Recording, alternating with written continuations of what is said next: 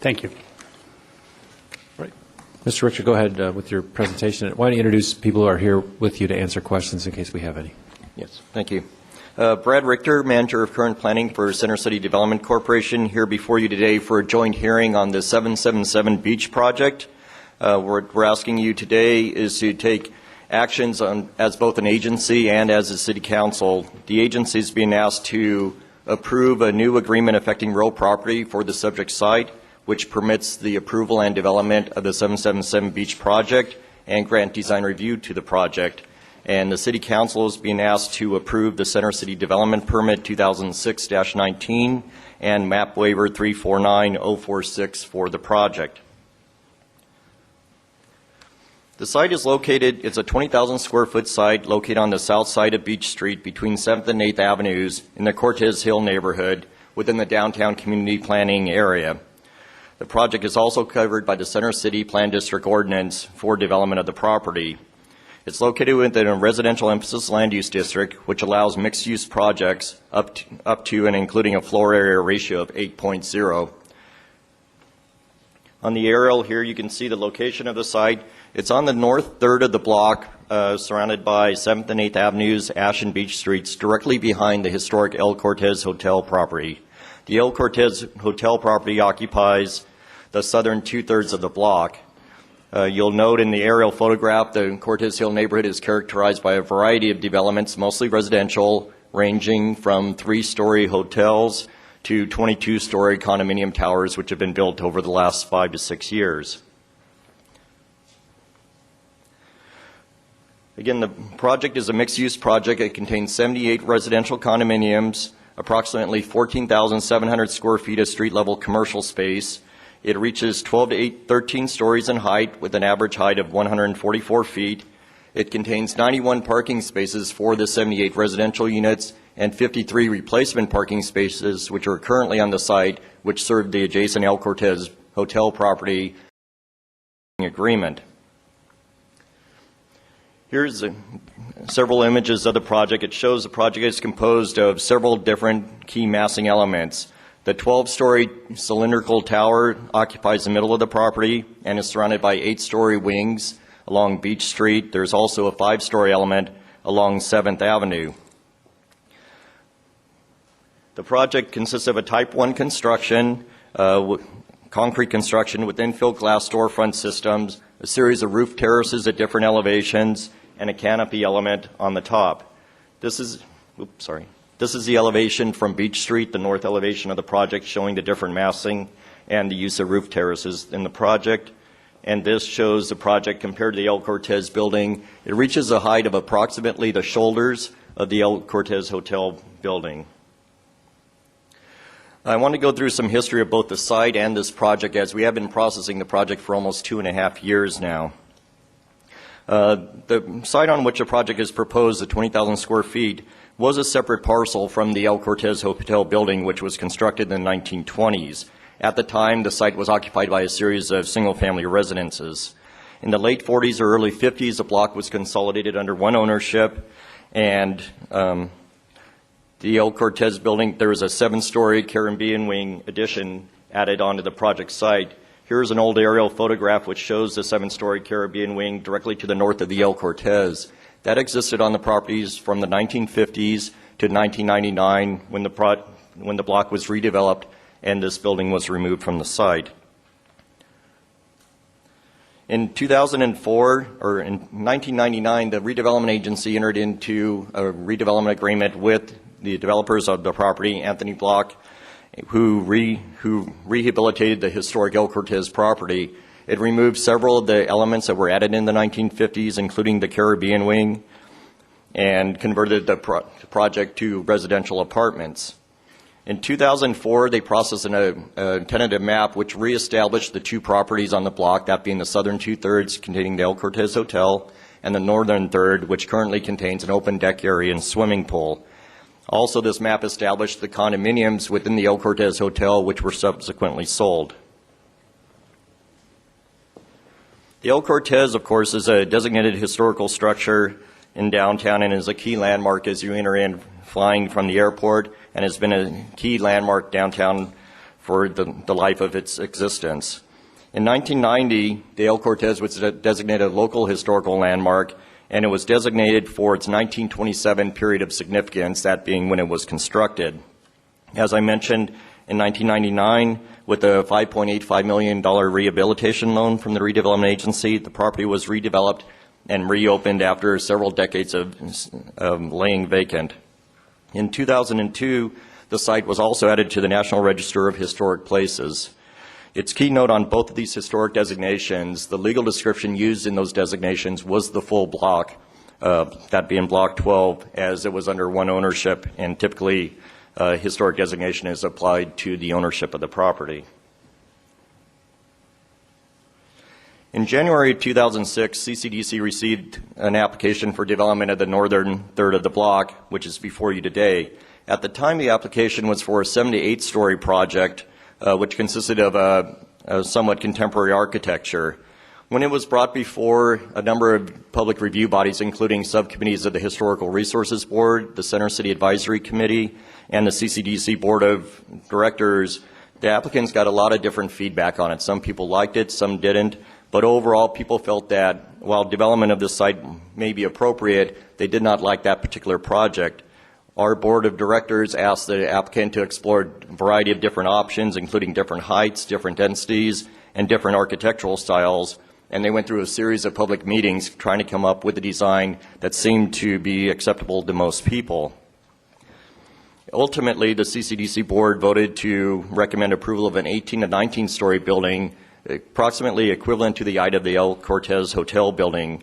However, when that project was presented to the Historical Resources Board, they found a project of that height and mass was not consistent with the Secretary of Interior standards for new construction next door to the historic El Cortez Hotel. That finding would then require the preparation of a supplemental environmental impact report to analyze those impacts. Based on that, the applicants decided to take one more shot at revising the project, and in January of 2007, submitted the current project as you see it here today. Basically, it lowered the height of the building to 12 to 13 stories in height, again equivalent to the shoulders of the adjacent El Cortez Hotel property. Again, the project consists of 78 condominiums, just under 15,000 square feet of street-level commercial space, and as a result of over 25 public meetings over the past 2.5 years. These images will show you the spatial relationship between the and the adjacent historic El Cortez Hotel building. Different views. Here's one from the west, from 7th Avenue as you're heading north into the neighborhood, and coming up Beech Street from down on 6th Avenue. One of the subjects we're asking you to take action today is a proposed new agreement affecting real property. In 1999, when the agency loaned the developers, entered into the rehabilitation loan with the developers, as part of that loan, as is typically the case, an agreement affecting real property was recorded on the property. That agreement documented what the building was to be used for, that being the 78 residential apartments and street-level commercial uses on the property, as well as the amount of parking on the site. Again, during this rehabilitation, the Caribbean wing was removed from the northern half of the property and was converted into the open deck area and pool you see today. The agreement affecting real property allows the agency to control any additional development on the block, such as is proposed today, and a key part of the property in which you'll hear testimony on today is that the agreement acts as, while it restricts the owners of the property to what the agreement provides for on the property, it allows the agency the discretion over any future changes, and it is for the sole benefit of the redevelopment agency. It doesn't benefit adjoining property owners or anything else. It explicitly was drafted and, in effect, is for the sole benefit of the redevelopment agency. So the redevelopment agency has the ability and is proposed today to approve any additional development on the block. Again, it was always anticipated that the northern half of the block could be redeveloped. When we entered into a rehabilitation loan with the developers, we looked at different alternative developments on that site, ranging from townhomes to a retail complex. However, it was decided that ultimately what you see out there today was the appropriate redevelopment of the site at the time, and the rehabilitation was completed in 1999. Since that time, including public meetings from 2003 to 2005, the developer came forward with alternative ideas of how to redevelop the northern portion of the block, including high-rises and mid-rise developments, which led ultimately to the submittal in 2006 of this application. I'd also like to note that when the El Cortez building was converted to condominiums, the new buyers were asked to sign a number of disclosures that discussed potential future development of the property, including parking agreements, access agreements, and that there would be disruptive activities during construction of that new project. The new agreement affecting real property before you today is to be entered into only with Lot 2, that is the subject side of the proposed development. It would supersede the previous agreements in 99 and in 2004 for Lot 2 only. It would not affect the agreement affecting the El Cortez Hotel property.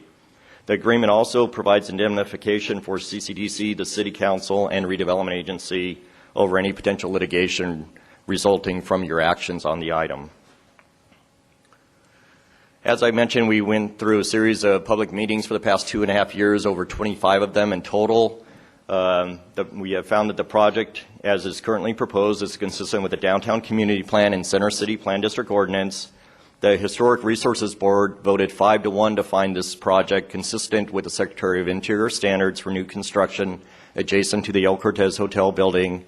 The Center City Advisory Committee voted 19-1 to support the project before you, and the CCDC Board voted 4-0 to recommend the project. It was brought before a public hearing before the Planning Commission in July, and the Planning Commission also voted to support the project on a 5-0 vote.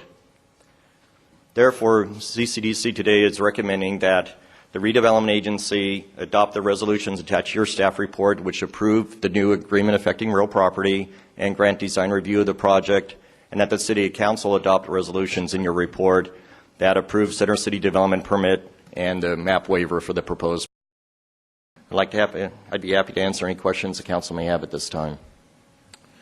I think we'll hear from the public. We have a number of speakers in opposition. Sorry? Go ahead. No, I think Ms. Fry would like to talk about the issue of the city attorney's memo, if we could, before we get to public comment. That's fine. Ms. Fry? Go ahead. Yeah, I just wanted to get a couple of questions answered. So is it true, and this would be for the Center City Development Corporation staff, is it true that you have received written advice from the city attorney's office on 2 different occasions advising that you not do this at this time? We have received requests from the City Attorney's Office not to proceed with this hearing. That's correct. Okay, and you decided that you should just pay no attention to that? No, there's been a lot of discussion in our office, and I forgot to mention earlier that Murray Kane from Kane, Ballmer, Berkman is here also representing CCDC. This application, as I mentioned earlier, has been processed for a couple of years. We have been under litigation for some time also. It is unknown when that litigation will end. Well, and there has been no apparently, actions. thank you for that. I'm going to try and keep these very short. Apparently, we do know when, at least according to this, it says that on the court's order, the hearing on both motions will be held on November 6, 2008. So apparently, we do know that. Is that a correct date? Mr. Delano, if you could come up for a moment, please. I believe you are the attorney. At least what was handed to me, and somebody, Mr. Andrew Berman. Yes. If you're here. So is that correct? Is that a factual statement that this is going to the court to make the determination on the AARP on November 6th of this year? Yes, Everett Delano on behalf of the El Cortez Owners Association. Yes, that is correct. November 6th. Cross motions for summary judgment on this matter. Okay. And then Mr. Berman, you agree with that? Yes, that's my understanding as well, and I have additional issues I'd like to address. Okay. And then I'm not sure who legal counsel is for Mr. Janapal. Our legal counsel is here, but with your permission, I'd answer the question. I just want to know, is it your understand? Is that a correct statement that the AARP, that issue will be going to court on November 6, 2008? Is that your understanding? No. No. The motion for summary judgment will be heard that day, but as as this council is well aware, that could easily be decided as to go to trial. So it's correct that there's a motions hearing that day. It's not correct to say it's going to be decided that day. There's been 10 hearings before today where it has not been decided. Whether it will be decided November 6th or not is unknown. It's been going on for 2 years, could go on for 2 years more. And I have other things I'd like to address about this point, but I'll sit down for now. Okay, yeah, I'm just trying to get just some factual information. Mr. Delano and Mr. Berman, if you want to come back up and explain that. One of you. Yes. Briefly. Yes, it is correct that there are cross motions for summary judgment. We don't know what the court will do on November 6th, so it is possible that both motions for summary judgment could be denied, in which case it would go to trial. That is correct. And if not? If the motions are granted, one or the other, then that would certainly affect the direction that I would suggest, that would affect the direction the city could go, since they would have a court order telling the city what or what not needs to be done. Okay, thank you very much.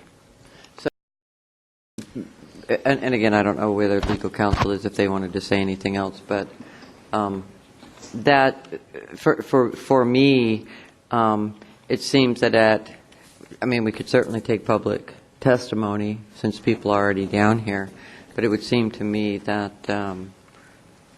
it would be advisable to wait till after November 6th and see how the court rules. I don't think that's an unreasonable request. That just, if it was a year or two from now, I could see that might be an issue, but November 6th, that's just like a couple weeks. A week. It's like next week, right? It is. Like a week away? That Is that hearing right? is a week away. Again, there have been other hearings on this item, and it will likely be litigated for some time. It's just unknown at this time, and therefore that is why we brought the hearing before you today, because this litigation could go on and on. I can't obviously talk about the substance of the litigation or the plaintiffs on either side and their arguments, but as you know, a lot of times there's litigation over potential development that goes on for years and years. I know, and generally it has to then come back to this council anyways. That's always been my experience, that when there is litigation, and we know there's litigation, this is unusual in that there's litigation going in, and that there's going to be another court decision, or at least something's going to happen in about a week. That's an unusual circumstance for the city council. Generally what happens is we make a decision and then someone sues us. That's usually how it happens. In this case, there's already litigation between two parties, and apparently between CCDC, that people are going to go talk about it in a week and maybe decide it all, and this conceivably could be moot. It would be, whatever we did could be that. And so, a week. What is today? I don't even know what the date is today. It's about a week. Same day we got the memo from Mr. Aguirre. Well, apparently, and I understand how you feel about Mr. Aguirre, but I would say to you, Mr. Medaffer, that if you actually read this, you will see that twice, on more than one occasion, apparently the city attorney's office tried to say, please don't do this. And anyways, I'm happy to hear the public comment, but I would say that I would feel much more comfortable to at least continue it till after the November 6th hearing and just see what they have to say. I don't know why that's not sensible and sort of reasonable. And if I could, Mr. One of the reasons I suggested that, because I could tell, just looking down when we get a memo like this, obviously I think we should talk about this a little bit before we decide to go hear the item or not hear the item. But I would just ask. Mr. Medaffer also had a comment on this item, too. Okay. Before, I'm sorry, that was your time? Okay, I was just trying to be nice. Okay, go ahead. Courteous. Go ahead. And I'm happy to, and I will let certainly Mr. Medaffer, but Mr. Kane, you were here as well. And then if the representative of the developer, if Mr. Zucchett wanted to comment, or their attorney, it seems to me we do have an issue of there's a lawsuit. Could you comment on it may or may not be decided, I guess, next week? And yes. At what point would the council? You could potentially be in a circle of this for a while, or appeals. But I'm not a lawyer, so could you please touch base on that? And I'd like to get your thoughts on the city attorney's memo, please. Well, we really don't know what, if anything, will happen at the court hearing. The matter has been continued before. It could be continued again. The judge may rule, or the judge may take it under submission. So no one really knows. There's many different things that could happen on November 6th, but there's no indication one way or the other. It's really speculation. The only thing that's happened in this case before has been, a delay and continuance.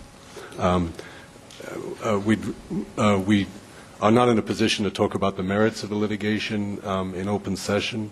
No, and I'm not asking you to. Yeah, This is a process question. but- It's the memo gets to process, and I think one of the questions is, I think Ms. Fry is right. Usually, the city council would make a decision, and sometimes there's a lawsuit after. In this case, it sounds like there's an existing one, but the question is when that would be resolved. Right. And I would point out that the existing lawsuit has to do with the rights of the private parties and CCDC under some existing agreements. There is the matter before you today has to do with a new agreement and land use decisions regarding a new development proposal. Mr. Medaford, did you want to comment as well? Yeah, I appreciate the questions, but I'm just going to say, like I always say, just like it is. There's really nothing unusual about this memo at all. 28th of October is the date, and that's today's date. And I'm so tired of getting memos from the city attorney at the last minute. And this is, ladies and gentlemen, this is politically motivated. It's just plain and simple. How many multiple hearings have we heard have already been in court? There's going to be multiple hearings again. The legislative process should not be held hostage due to political grandstanding. I mean, we have got a very busy docket coming up over the next several. There's a lot, and just putting this off because of a possible court hearing, even in the last paragraph of this memo, it says there's no way to predict the outcome of the cross motions for summary judgment. I mean, we might as well just wait and just put the whole city on hold until all court cases are settled that involve the city before we make another legislative decision.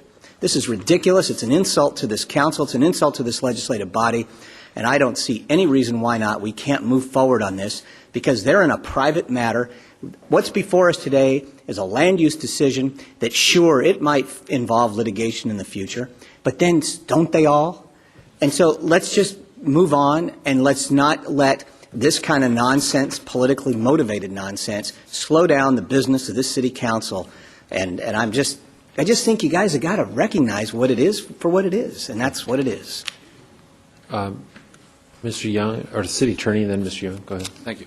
I appreciate Mr. Medaffer's comments, but in this particular case, I'm the one responsible for the memorandum. We did not sign off on the 1472.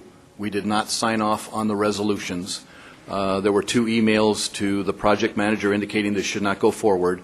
There was a prior hearing scheduled on this item. It was continued on the court's motion with the direction that no other papers be filed. It's coming back with the court having now an extra 3 weeks to digest everything. Mr. Kane is correct. It involves the underlying AARP, but as I point out in the memo, the developer is claiming that the underlying AARP is a covenant that does not run with the land. The plaintiff's motion for summary judgment, if granted, may very well confer upon them rights in the original AARP, which could spill over into Lot 2, because originally there was only 1 lot. I appreciate Mr. Medaffer's comments. I think in this case, however, I'm the one responsible for the memo, so any comments should be directed to me rather than to the city attorney. And given the court's continuance with no further filings due, and given the fact that the hearing is scheduled for next week, that's why I felt it was, in this particular case only, not unreasonable to request a continuance to November 18 after the public hearing has been held, the cost has been incurred, and the citizens have come here. Thank you, Mr. President. Mr. Young. Oh, thank you, and I appreciate that explanation, Mr. Houston. I would just say that I'm ready to make a decision irrespective of what, the court is going to make a ruling regardless of what, as I understand, regardless of what we do or not. Is that true? If we make a decision, does that have any bearing on what the court will decide No, the court will make All its right. decision regardless of what the council does today. And I won't be making decisions based on something that I think the court might rule upon either. So I'm going to make decisions based on what I hear here at council, the information that I've obtained through reading the documents and speaking with the applicant. That's what I'm going to make the decision on. So I'm ready to make the decision now. Now, if at some point in time the court says, this is something that we can't do, or it's in some ways conflicts with what we decide here at council, then so be it. But at this point in time, I'm ready to make a decision on based on land use and based on city ordinance and law. All right. Well, Mr. Mr. Paul? Peters, I just wanted to, after the presentation, I thought that there were some questions, because many of our colleagues just had the opportunity to read this, a couple of minutes ago. So, from my standpoint, the public is here today, and let the council make its decision. All right. Let's hear from the public then, and then we will. I can tell you the scheduler is rooting for today, but we can work around that if after the public testimony we decide we want a continuance. That's possible. Andrew Berman, you've got time from John Walls, so you can have 6 minutes. You'll be followed by Everett Delano. Thank you. My name is Andrew Berman. I'm an attorney for the El Cortez Owners Association, and I represent them in several matters of litigation against the Janapal Block entities. Assuming the developer has the right to develop what we call Lot 2, there are several concerns that have not yet been addressed by anyone, and those are the items I would like to mention today. In the slides that you saw a moment ago, you saw how the pool and the spa would be removed, and the deck. But one of the things that wasn't shown to you is that underneath those two structures is the El Cortez parking garage. El Cortez has one common parking garage. When this development goes in, the El Cortez, the wing, the garage, the deck, the pool, and the spa will be sawed off from El Cortez. We have a project that is physically connected to the iconic El Cortez building. As of this date, we have seen no reports from any engineers about how that will impact the El Cortez structure. Between the El Cortez condominium project and Lot 2, we have shared water lines, we have shared ingress and egress, we have a shared fire safety system. All of these components are protecting 100-plus residents at El Cortez. Nobody has yet addressed what will happen if Janapal Block, the developer, comes in and saws off this section of the El Cortez building. To say it is a separate adjacent project. It is physically one project by any view of the land. Another issue we have is when Janapal Block moved forward with their development. When this was one historic block, Janapal Block represented to the Department of Real Estate that the El Cortez Owners Association would have a 104 space common area parking garage. That same representation was made under the ARP by the CCDC in that agreement. That additional representation was made to the El Cortez Owners Association. The truth of the matter is, after those representations were made, Janapal Block carved off or took title to Lot 2 for their future development opportunities. As a result, the El Cortez Owners Association now has approximately 40-some-odd parking spaces. Under the agreement that's before you, the Homeowners Association will get 53 parking spaces in the new building. That will not give them the 104 parking spaces that they were promised under the ARP, that they were promised to the DRE, and that they were promised in their governing documents and disclosures. Another thing that's never been addressed is when the development goes forward, if it does go forward, when that parking garage is polished for the new development, where do the residents of El Cortez park in the meantime? In agreements that Janapal Block entered into to bind the association, Janapal Block indicated that the association would receive interim parking somewhere else. In none of the documents before you do they say where that parking will be. Will the members be parking in Oceanside, Vista, El Centro, a block away? Nobody tells the members where they're going to park. We have elderly, we have families, we have children, we have single women. We have people that right now are parking in a valet-lit, secured structure. For 1 to 3 years, if this development goes forward, they will not have their parking garage. Where do they go? There are no conditions in this development where the interim parking will be, who pays for it, how will these people get from El Cortez to the parking that they're going to get, wherever it may be, we don't know. Those are concerns that we have for our constituents. We have 100-plus residents at El Cortez, and these issues are not being addressed by anyone in any of the documents before you if you approve this document. The main thing that I'm here to say is not whether we should be for or against it, but protecting the rights of the residents to make sure that life safety issues are protected, what happens to the iconic building when they saw off the structure, what happens if they saw off the structure and they run out of money and they don't complete the project, what happens to the residents who've lost their parking? They now don't have replacement parking.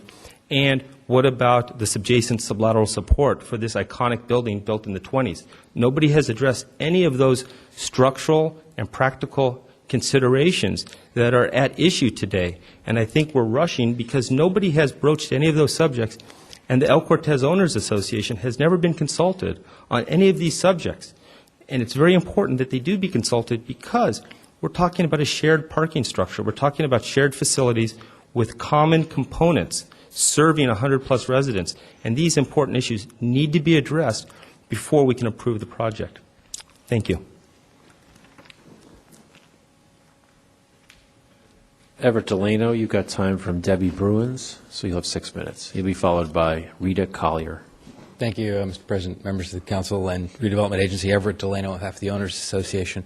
I want to start off talking about a couple kind of general topics and then hit this discussion that we just had, come back to it for a minute, because I think there are a couple things I heard from Mr. Kane, who I've never met before, that I want to clear up a little bit about this litigation. But let me start off by saying my friend Mr. Zucchette's going to get up in a few minutes and make it sound like the opponents of this project are somehow people who have basically remorse over what they bought when they bought into the El Cortez. I don't think that's even close to true. What I just had distributed for you is one example of why that isn't true, which is a lawsuit that the developer filed against Barry Bruins, who is the president of the Homeowners Association, because Mr. Bruins had the temerity, as did others, to get up and speak expressing concerns about this project. And the result of that was a lawsuit that was filed saying that they needed to thereby, Mr. and Mrs. Bruins thereby needed to sell their unit back to him. Now, Judge Prager, the Superior Court in August of this year, ruled that that was a slap suit, fortunately. So that suit's been dismissed, at least as to that aspect, at least as to the Bruins. Of course, certainly the developer may come after others. But my point behind that is not so much to show you that the lawsuit was found to have no validity because the agreement was essentially a void agreement, but rather to show you that if somebody's going to take that level and say, I want to fight against this to be able to maintain my home, they obviously don't have buyer's remorse. In fact, the people that I've had the pleasure of meeting and speaking with about the El Cortez love it. It's a unique location. It's an iconic structure with a lot of history and some very valuable aspects to it. And the community there, not just the residents of the El Cortez who are concerned about what's proposed, but the community as a whole is very much concerned about protecting this unique location. In fact, if you look at this agency's own El Cortez Focus Plan, you can see some very good language from 1993. You can see some very good language about how unique and important El Cortez Hill is. And indeed, the Focus Plan actually suggested narrowing the streets and maintaining the residential quality of this area. I could get up here and talk about things that you've got in the multiple letters that you have before you now from me. The MAP Act being violated, the fact that there's been no environmental review, and the reliance upon the Downtown Community Plan, EIR, is simply laughable, if you will, when there's not even a mention anywhere in that document of a proposed high-rise next to the El Cortez Hotel. But you don't need all that because you have all that before you. I do want to spend a few minutes, however, on what I think in my letter referred to as the 1998, I apologize, it's the 1999 AARP. Because I think it's very interesting. We've heard the city attorney's office, by the way, let me just be real clear about who the parties are here. In addition to the Owners Association and several residents, it is a class action lawsuit. Among the defendants are the city, the Redevelopment Agency, and CCDC. So you're all here. You've been sued. The arguments that I've city attorney have changed over time, but let me give you examples of how these have changed. The ARP doesn't prohibit future uses. You see that actually in the staff report right now. And yet very clearly, paragraph 1A on page 2 of the ARP specifically says that owner, its successors, and assigns shall use the property only for, and it lists out exactly what there are. And that's it, folks. That's all that it can happen. I've heard arguments that it doesn't apply to what's now Lot 2. The ARP was recorded against the entire thing. For anybody who realizes, that means it applies to the entire block. I've heard arguments that the terms of the ARP can be changed by only the redevelopment agency and the developer, and no one else has to be involved. Despite the very clear language in this ARP, on the next page, folks, a couple pages later, that it runs with the land. Paragraph 2 on page 4 of the ARP specifically says that it runs with the land, and it discusses how it applies to successors and assigns. Our position is that the residents of the El Cortez, by virtue of their purchasing in the El Cortez, have become those successors and assigns, and they, therefore, have rights.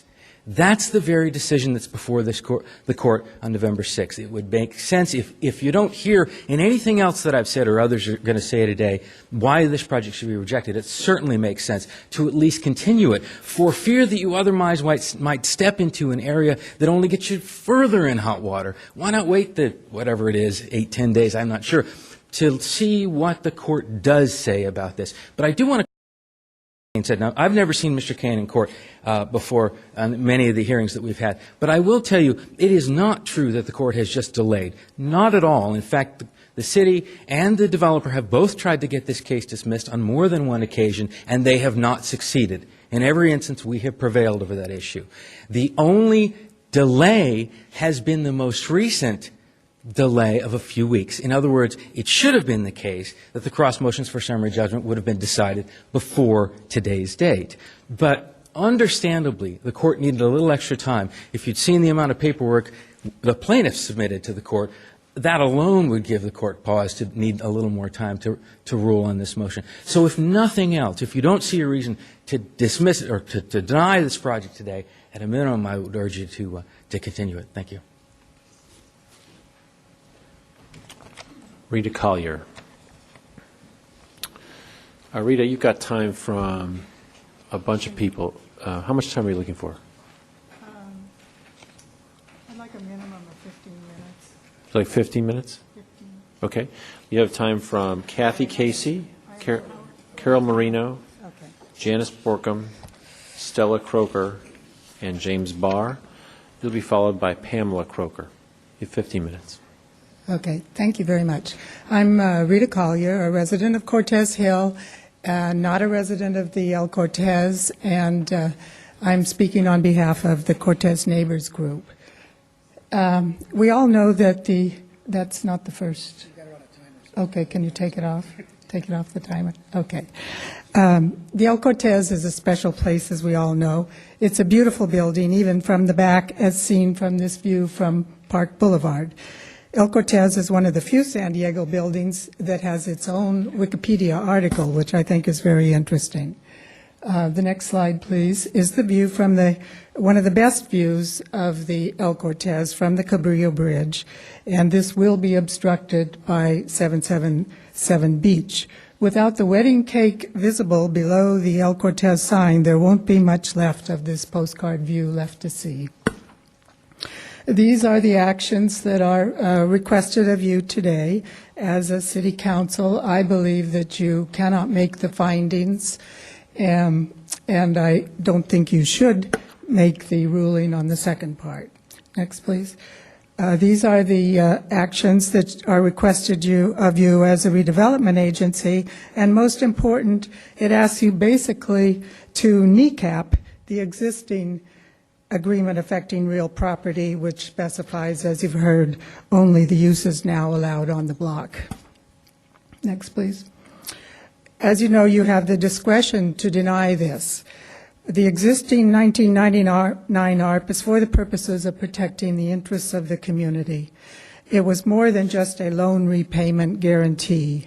It served a community purpose, the rehab of the El Cortez, which was required to be redone to National Register of Historic Places caliber. It also stimulated the rejuvenation of a fine residential neighborhood that a lot of us are proud to live in today. The proposed, I'm still on that one, thank you. The proposed 2008 ARP has no community benefit. 777 Beech building on the El Cortez block is a detriment both to the El Cortez and to the neighborhood.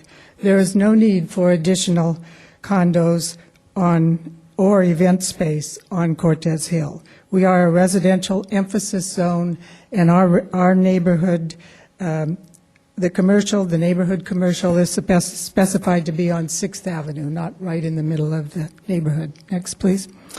This is the site. For those of you who might not be familiar with it, you can see the 4-story Heritage Apartments across the street on 8th, the kidney-shaped pool that was part of the Certified Rehabilitation Tax Credit Project, meaning that the restoration costs were actually included as a tax credit item. The back of the El Cortez contains 2 ground-floor residential units with private patios over to the right there for their exclusive use. Next, please. I believe that you should deny the new ARP. The superseding ARP is for an unneeded building. Cortez Hill now has almost 200 new vacant condos for sale. Some of them have been on the market for almost 2 years, so it's not the most recent financial situation. We have almost 700 units that will become available within a few months. Instead of contributing to a vision of downtown as a major residential neighborhood, this will damage a successfully redeveloped Cortez Hill neighborhood. We are a redevelopment success story, a livable neighborhood with diverse housing opportunities, including a number of very affordable ones in well-maintained older buildings. Next, please. I don't believe you can make the findings on the environmental. There was a, I have it here, sorry. There was a 2004 geological study statement from the applicant's own geologist telling him that should the Beech Street Tower proceed at the site, which apparently he was thinking of but nobody else knew about, we recommend that a comprehensive geotechnical evaluation, including development-specific geotechnical exploration and laboratory testing, be conducted prior to the design and construction. And I've included, for the record, those pages. Next, please. I don't believe that you can make the map waiver finding number 3 that the site is physically suitable for the type and density of development when this site requires the removal, as you've heard, of life and safety services needed by the El Cortez with no demonstrated way to replace them and still retain the 1927 characteristics that qualify the El Cortez for the National Register of Historic Places. It is not a suitable site. There are no exhibits showing, as claimed in finding number 11, showing how to do it. Also, I believe that the Planning Commission resolution is not supported by the Planning Commission minutes, and I do want to put those into the record. In fact, one commissioner said that the resolution, which obviously was prepared in advance, that he could not make the findings but wanted to pass it on to you to deal with. Next, please. This is what it looks like below the site. You heard one of the attorneys mention all the pipes from the El Cortez Fire Control coming from Parcel 2. All will have to be relocated. Next, please. If the developer had plans for an additional building on the block from the time of the El Cortez rehabilitation, as now is claimed, why wasn't another location for this found at that time? Probably because there isn't any other location that wouldn't ruin the appearance of this National Register historic building. Next, please. At the time of the condo conversion, there was a notice of geologic conditions recorded, and because their available information was not sufficient to allow a reliable assessment of the level of risk and the extent of hazard to which this property may be subject. A notice of geologic technical conditions is supposed to be a contract between the city and the owner, binding on any successor owners and releasing the city from liability of the risk. But only one party to the original contract actually signed it, and that was the city. The city allowed the notice to be recorded without the signature of the owner, and therefore it may not be a valid contract, and the city may still be at risk, and I'd like to enter that into the record. Next, please. I don't believe you can find map waiver finding number 4 because you cannot say the design is not likely to cause environmental damage when the needed geologic study has not been performed and the attempt to transfer the geologic risk to the El Cortez condo owners is flawed. I don't think you can find finding number 8 because you cannot say that the housing is needed here. Next, please. The design has serious flaws. It cuts off the El Cortez from its neighborhood. It goes straight up with no setback off the sidewalk on the building's dark north side. It has awkwardly located commercial access through residential common space. Claims that trucks for the event space will unload in the garage are unrealistic. And it also has a tower that is too broad that encroaches in the side setback. The claim that the design meets all requirements of the zoning can only be made because they do not show the supports for the fin balconies that encroach 4 feet into the required side step backs. In addition, the project's eastern wing is closer to the El Cortez than indicated in the staff report. It's actually only 16.5 feet from the El Cortez property line and about another 10 feet to the dawn room. Next, please. This picture shows what happens nearly every weekend behind the El Cortez. Claims that 777 Beech will accommodate catering trucks for both event spaces, the dawn room and that in the new building, from within its garage, especially a garage whose height is dictated by the elevation of the dawn room terrace, are unrealistic. Furthermore, security problems caused by non-residents' vehicles entering into any condo building's garage are serious. Even those of us who have 24/7 security, as the building that I live in does, experience problems from time to time. Next, please. This is what the building looks like from the north side of this very broad building. I noticed today it was shown. Usually this particular elevation is not shown. It's the least attractive elevation of the building. It will cast winter shadows on the 4-story heritage across the street. The central tower rises 12 stories straight up from the sidewalk, very unwelcoming to pedestrians on either side of Beech Street. And the main facade does not step back from the sidewalk as the other 3 high-rises in the neighborhood all do. Next, please. This you might recognize. It's very dark there, but is Smart Corner. And its design is appropriate for its location when viewed against the sky. However, the metal storefront systems of tinted glass, glass balcony guardrails, metal fins, the construction type proposed for 777 Beech would distract from the El Cortez. Also, balconies with glass railings tend to collect people's stuff, and it's very visible. It's bogus to claim that 777 Beech is a transparent building, as the HRB staff did, and some of the members, and therefore would allow the El Cortez to be seen behind it. Next, please. This is the current Beech Street view. Please contrast it to the prior 2 sides. It's much more attractive. Next, please. The certified historic rehabilitation process made sure there was no inappropriate wheelchair ramp or other accessible feature that would compromise the 1927 period of significance of this National Register property. Next, please.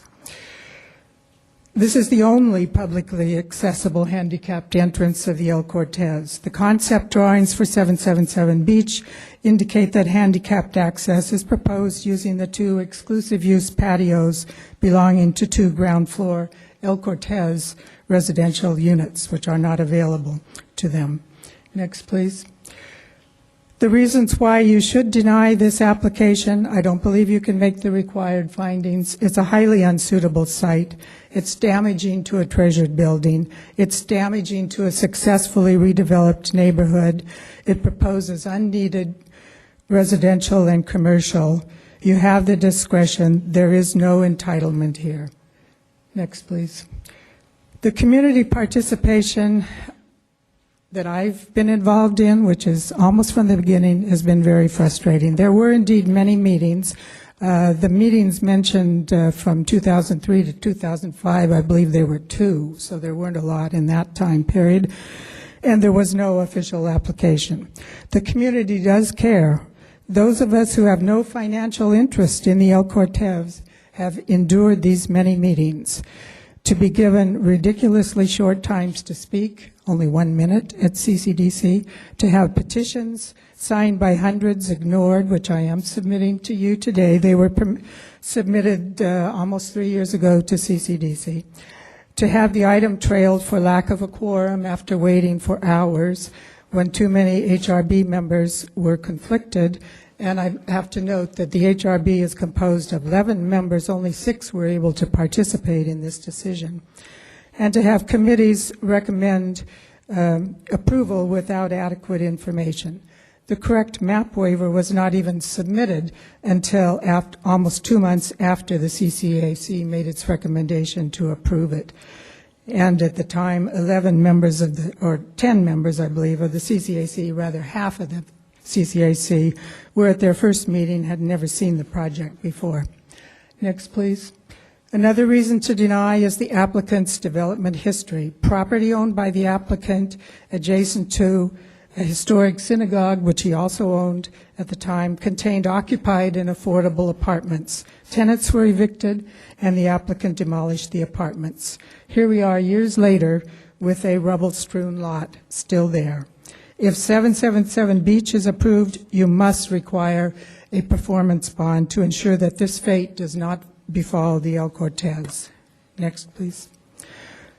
The 1999 ARP is best for the public's interest. The site is physically unsuitable. The housing and commercial proposed is unneeded. The design is problematic, and the applicant's development history is very clouded. 777 Beech design means more conflicts with residents of the El Cortez as well as the neighborhood. Its poorly located commercial spaces, some with no direct access from a public street, will cause problems for the new building's residential tenants as well. Any commercial space on this block must be neighborhood serving. Event space is not. The lack of parking provided for it will increase problems already caused by the Dawn Room and its attendees. Thank you, ma'am. Your time has expired. May I have just one more. One more what? One more comment slide. Okay, how about one sentence? Wait, what's your name? Okay. Okay, thank you. I don't have that's your slip? Okay. I appreciate that. Maybe, I'll just tell you, too, there's a rule limiting any one person to 15 minutes, so maybe one more minute. How about that? Well, okay.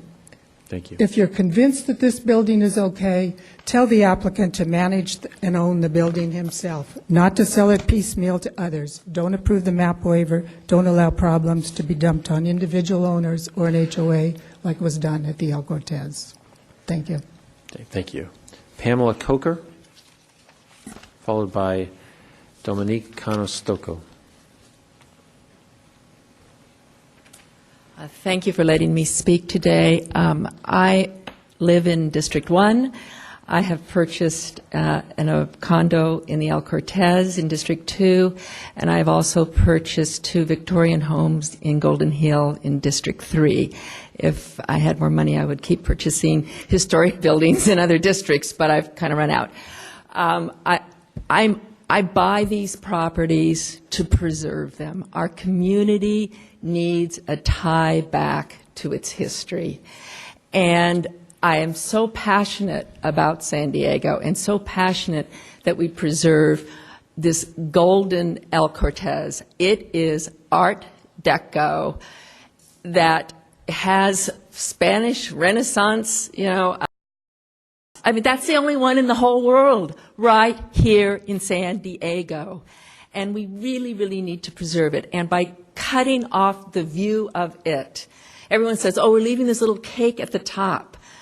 An Art Deco building is the entire outline, and by only leaving the top, we've got the Art Deco part off of the El Cortez. And so it is so important to us and to our children and to our successor generations to preserve that. I liken this, if you've put high-rises all around the Eiffel Tower and left the last stage of the Eiffel Tower and said, oh, we preserved the top, et voila, it's perfect.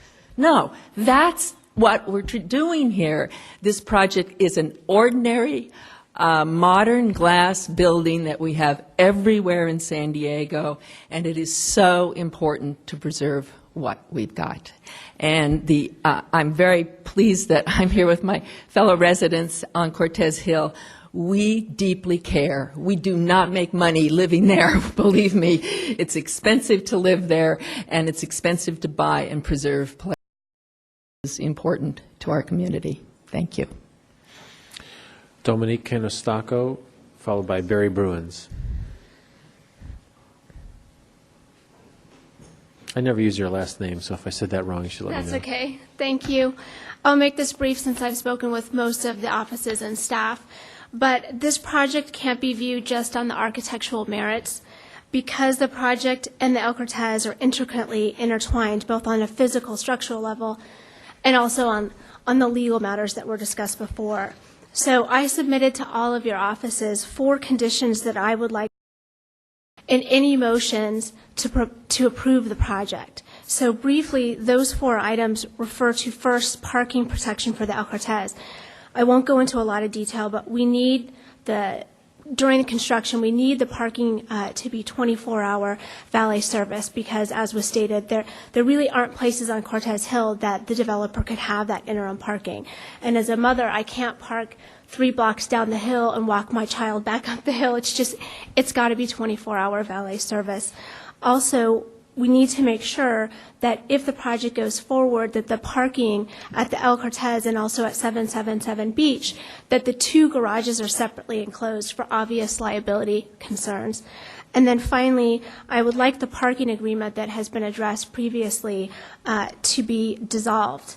There are a lot of problems with that in terms of property tax issues, and I will defer any questions to the HOA's attorney on that, but I would like to have that dissolved. The second item is that I would like the developer or any future developer to waive actual or perceived ingress and egress rights to the El Cortez. My concern with that, and if you haven't been to the El Cortez, you may not be aware, there is an open stairway lobby all the way to the top of the building. And there have been issues where we've had individuals at a wedding come up at 3 o'clock in the morning and disrupt residents. We've tried to deal with that, but I'm concerned, again, as a mother, the way that our building is structured in terms of security. We don't have 24-hour security. It's all done by code, and as a result, we have quite a few members of the general public in terms of wedding photographers and folks that have access to our building on a regular basis. I don't want to add that additional element of folks coming in and out of the building. So I would like the developer to waive ingress and egress rights to the El Cortez. In addition, in the paperwork I provided your offices, I'd like a contract bond to be put in place. If the project did not move forward like any previous developments, we're without our parking, so it can't just be brought back to grade. It also we need the right kind of bond so that the garage can be reconstructed and the event space for the Dawn Room can also exist. So that's important. And finally, there is a letter that you all have from the HOA's insurance provider that states specifically what the HOA's insurance. So if there were structural damage to the El Cortez from a crane accident, for example, the developer would need to carry in excess of $40 million in liability insurance in order to protect the El Cortez. Thank you. So that's it. I appreciate your time. Thank you. We'll take Barry Bruins and then Joyce Sunyata, and then we'll take a break. Good afternoon. I'm Barry Bruins. I'm the president of the El Cortez Owners Association. And as you've heard, there have been many, many meetings over the last 3 years concerning the El Cortez and the development of the building next to it. And at each and every one of those meetings, there was strenuous public opposition to this building. And at each and every one of those meetings, what we could talk about was severely constrained. We kept putting it off, saying this body is the body that we have to appeal to. And I know that we all, those of us who are opposed to the building, see this freight train coming down the track. But please stop and consider the consideration of the historic El Cortez and what it means to the entire community of San Diego and all the people that you represent in each and every one of your districts. Because if we're going to lose the wedding cake structure of the building, it was preserved for its architectural structure. And that's why we need to be able to see it. Why have an architectural structure that you've preserved that you can't see? That's why the neighborhood is very upset about this, as well as the people who live in the building. We're mostly concerned, we're concerned about the view of the building from the neighborhood. We're also concerned about the damage to our building, the potential damage to our building when the developer starts to build. Now, Mr. Zucchett and Mr. Janapal will assure you that they're going to do all kinds of nice things, I'm sure. But the point is, the last development he started in San Diego ended with that fenced, weedy lot that you saw in the slide. We don't want that to happen next door to the El Cortez, and we need your protection for this historic building that we're all spending a lot of money trying to preserve. We're all very interested in our building, and we love it. My final point is, the developer signed the AARP stating that what you see on that block right now is what you get, according to Pam Hamilton at CCDC, until 2025. He signed that agreement. CCDC signed that agreement. There is no compelling reason for this body to change that AARP today. Why? We don't need more residential in Cortez Hill right now. We have empty units all over the place, and they're building more. There is no compelling reason for this body to take the stance of building more units on Cortez Hill when we have more units than we can sell right now or even occupy, and there are more units downtown than anybody can occupy. What's the reason? We're overpowering our infrastructure as it is. So those are my major points. We're very worried. Thank you. Joy Sunyata. Joy Sunyata, East Village. First, real quickly, President Peters and Attorney Carlisle, I will watch the video tonight, the replay, and see my presentations and the interaction with the council. And I will come forward if I feel it's required to apologize. But I want that time to reflect on it and see that replay again. I didn't hear what you said, Attorney Carlisle. You don't need to repeat it now. But I will be looking at that later and perhaps addressing it at another time. I come forward as a citizen really honored to be at this microphone. And the reason I am honored is because I have watched this project come through these meetings for hours, through the CCAC, the CCDC, and just I can't even begin to tell you how I sat through these meetings and I listened to these citizens and the developers and everyone share this. And even though I really didn't take a stand on it necessarily through the whole thing, and I do oppose it today, and I'll tell you why at the end, what I really was bothered by is why these things happen this way. And I think we really need to look at this. I really do. I think we need to look at what happens when this thing gets bogged down like this. I saw this project redesigned in other ways which seemed nicer to me, and perhaps even I found more acceptable for the community.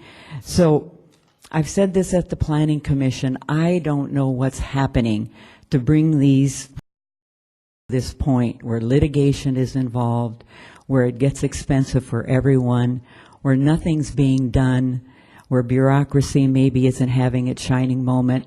And so all the technical stuff and the reasons, the findings have been said, and I don't need to repeat all of those, you've heard them. So I just come to you asking you to continue this item. And I say that because I really think that, we need to look at protecting the rights of the tenants, as was said, protecting the safety issue of the tenants, and looking at, are we taking care of the community need to protect this iconic symbol of San Diego history? And so I would like you to continue it until after the 6th. That is next week.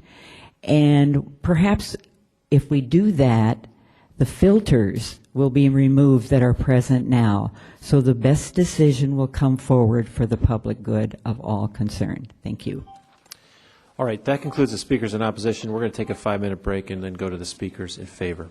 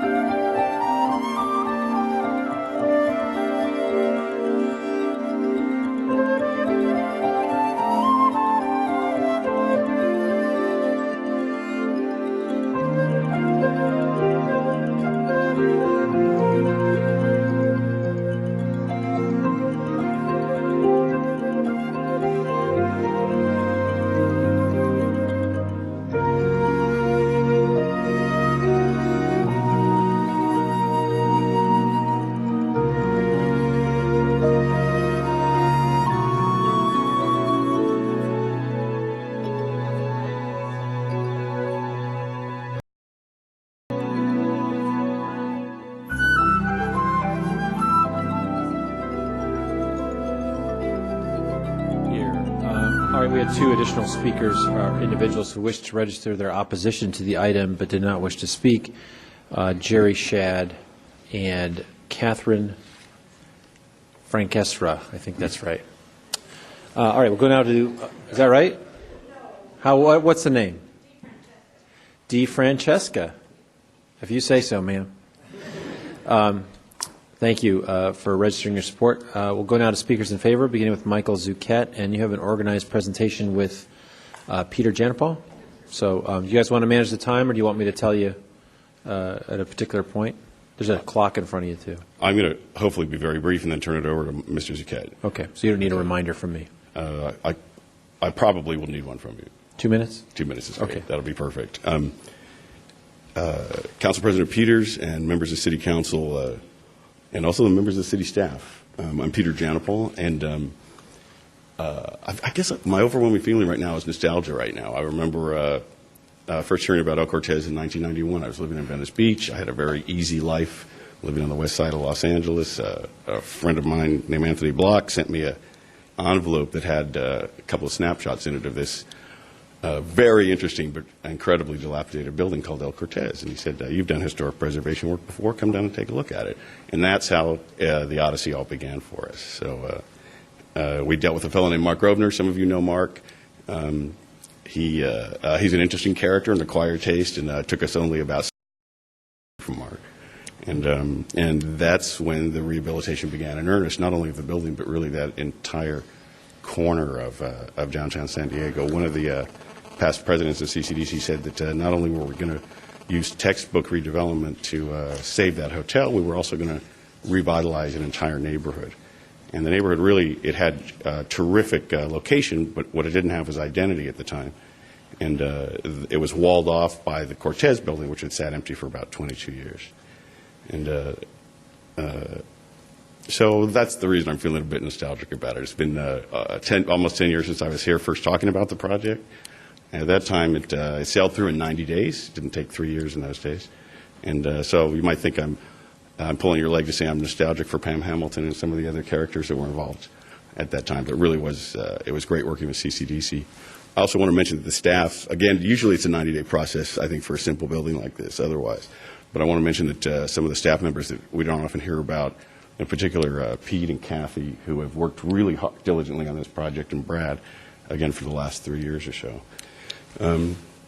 For those of you who might think that the only happy people in the room are the attorneys, because there are so many of them here, I think the architects are probably a little happier because they had almost 120 redesigns of this project as we went through the process and worked with the community groups and CCDC. That was 2 minutes. We're giving you another one. Okay, great. I'll take it.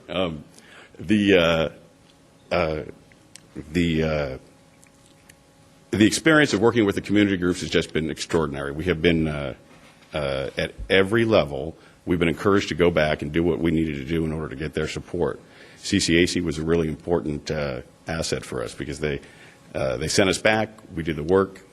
We invested a lot of time and energy with them, and they came back, and I believe the final vote was 18 or 19 to 1 in support of the project. So I'm just delighted to be here today. I don't practice a lot of public speaking anymore. It's probably been 5 years or so since I'm out of public service, and so I don't generally prepare my remarks, but I think this is probably a good time to exit. Thanks again for the opportunity, and thanks for listening to Mike's presentation as well. Thank you. Thank you. All right. Mr. Zucchett, you've got time from Thomas Morales, Scott Mass, Tal Safdie, Ricardo Rabines. So you've got actually time for 15 minutes, which would put you well under the opponent's time, so I'll give you that. Thank you. Council President Peters, members of the City Council, my name is Michael Zucchett. I'm the Vice President of Real Estate with the J. Peter Block Companies, the applicant for this project. I have a PowerPoint presentation, although staff covered a lot of the substance of it, so we might be done quicker than 15 minutes. And then I'd like to address some of the things you heard this morning from the opponents and from the city attorney, but I can't possibly cover everything that was thrown at you. So if you have concerns about something you heard this morning, I'm happy to answer that during the question and answer session. First slide, please. Again, this is sort of has been gone over, but it's been a genuine marathon. We have responded at every turn through almost 30 public hearings, and the reason there's so many public hearings is because of just what Mr. Janopal said, which is that we've gone back, we've followed their direction, and we've ultimately gotten their support. We had a 5-to-1 vote in support of this project from the Historic Resources Board. We have unanimous support from the Save Our Heritage organization. We have an 18-to-1 vote from the Center City Advisory Committee, which, as you know, is the elected planning board for downtown San Diego. And we have unanimous support from the CCDC board and the Planning Commission. Next.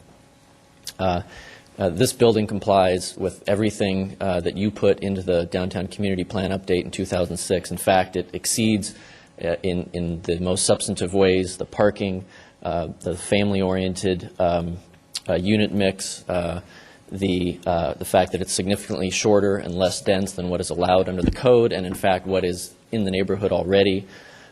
Next. And you've seen the pictures. It's hard when there's such a dramatic building and such a historic landmark next door as to what to do, and there's differing opinions. But the consensus is that you do something different. You don't try and mimic the historic structure, but you do something that's compatible. So it's a very subjective, difficult standard.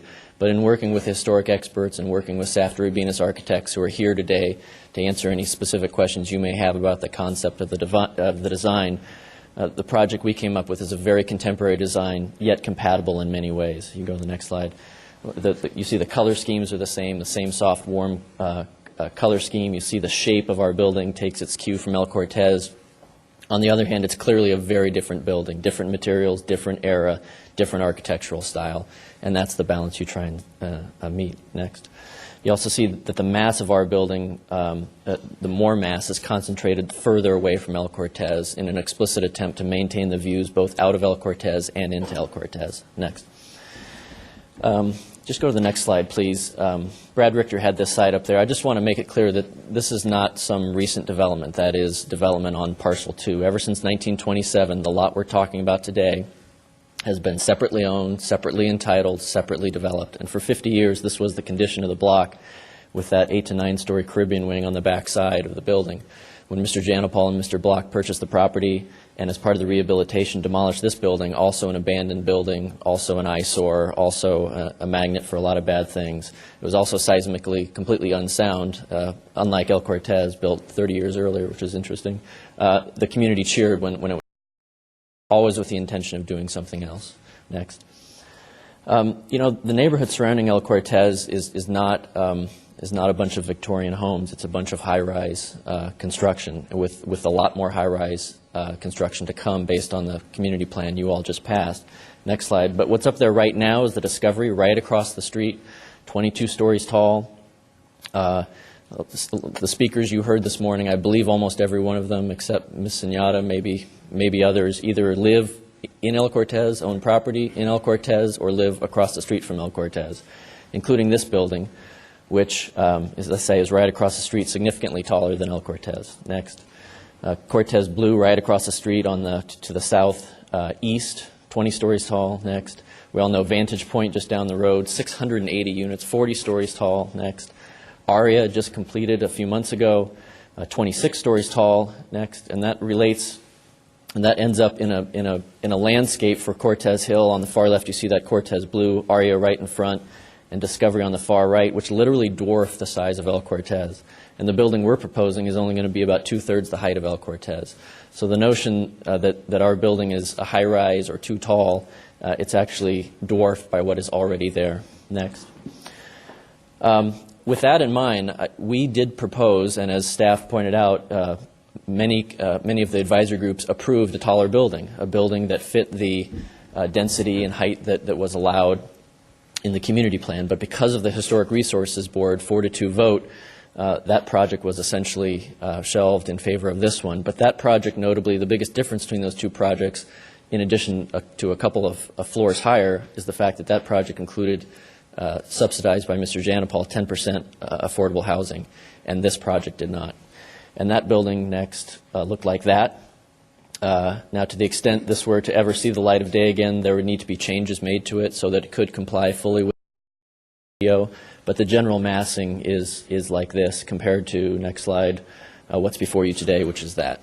Next. The agreement affecting real property, a lot's been said about it, but let me just quote from you from the city attorney's filing in court. The notion that the AARP prohibits development on this site till 2025 is just wrong. It doesn't; those words do not appear in the document. Mr. Delano, also my friend, someone who I respect a lot, makes a very artful argument, but the city attorney says it best in their filing before the quote. Plaintiffs assert, this is from the city attorney's filing, plaintiffs assert, quote, the AARP prohibits any further development of the El Cortez site until June 30th, 2025. To the contrary, the AARP contemplates material alterations of the improvements on the property and vests with the agency the sole discretion regarding whether to approve such a change. That has consistently been the opinion of Mr. Kane and Mr. Wasserman, which is the law firm that actually drafted the AARP for the redevelopment agency back in 1999, and the city attorney consistently in memorandums of law, in filings before the court, in the litigation. Agreement on that point with the city attorney's office, agency counsel, or us, or anybody else except the litigants. Next. The disclosure of future development was talked about. The prospective owners of El Cortez were literally hit upon the head with blunt objects about the development that was coming in multiple recorded documents. They signed every paragraph of disclosures that used very explicit language. Mr. Janopal, in public testimony before the Planning Commission in 2004 for the map waiver at the time, was very clear as to what was coming in response to questions. Next. And just a sampling of the language in these recorded documents. Parcel 2 will be the subject of a major construction project, which during its course may cause significant disruptions to Parcel 1, and when completed may cause a significant increase in the density and activity of the areas around Parcel 1 and Parcel 2, may impact views. Next. This is a disclosure buyer's acknowledgement. They had to initial every paragraph, including the one that said the development of Parcel 2 will have an impact on the use and enjoyment of the property. Development and construction will create noise, dust, congestion, and other impacts. The project will obstruct views and could potentially adversely impact property values. Develop with a larger structure with greater density, that is larger and more dense than even the El Cortez building. But if they miss that, they can look in their very own CC&Rs under a section called Development of Parcel 2, which basically says the same thing. Next. You can skip that, please. There was some talk about the fact that somehow we're financially interested parties, and they're not. We stipulate that we're financially interested parties, and I would ask you to understand that they are as well, based on where they live. But the people who are not financially interested, the people who do not have skin in the game, so to speak, are the advisory board members appointed by you and elected by the people that they represent, who have approved this project, who have worked with us for 3 years in good faith, oftentimes opposing what we do, but in the end supporting this. Bill Saul, CCAC, the community planning group, which voted 19-1. This is an incredible project. It is perfect, wonderfully responsive to El Cortez. John Eisenhart, who vehemently opposed previous versions of the building. I'm very pleased with this project. It respects El Cortez. Bruce Coons, this is a masterful design. Soho unanimously supports this concept. Welton Jones, I wish every infill project would have the same sensitivity and drive that this one does. It's a beautiful design. He's also on the Soho board. And Eric Naslin, the Planning Commission, it's been significantly improved over time. Janice Brown, I've never seen a project go through so much revision to meet the desires of all the organizations charged with approving this project. So I would submit those to you as the only truly unbiased folks in the room and as evidence of what we've gone through over the last 3 years. Next. So before I do the summary, I just want to spend a few minutes on the notion of a continuance. My friend, Mr. Delano, is a very competent lawyer. He also has a flair for the dramatics. 2 years ago, he came to the CCDC Real Estate Committee Board to serve them personally with this lawsuit on the day this item was supposed to be heard by that committee. It caused quite a ruckus. It was well done, and I assume the goal was to delay, and it worked. They delayed for 30 days on the fact that they were given a lawsuit. Well, a month later, on the decision of whether or not to proceed, Mr. Delano testified to CCDC that if they could just hold off for, quote, just a few months so that the litigation could be resolved.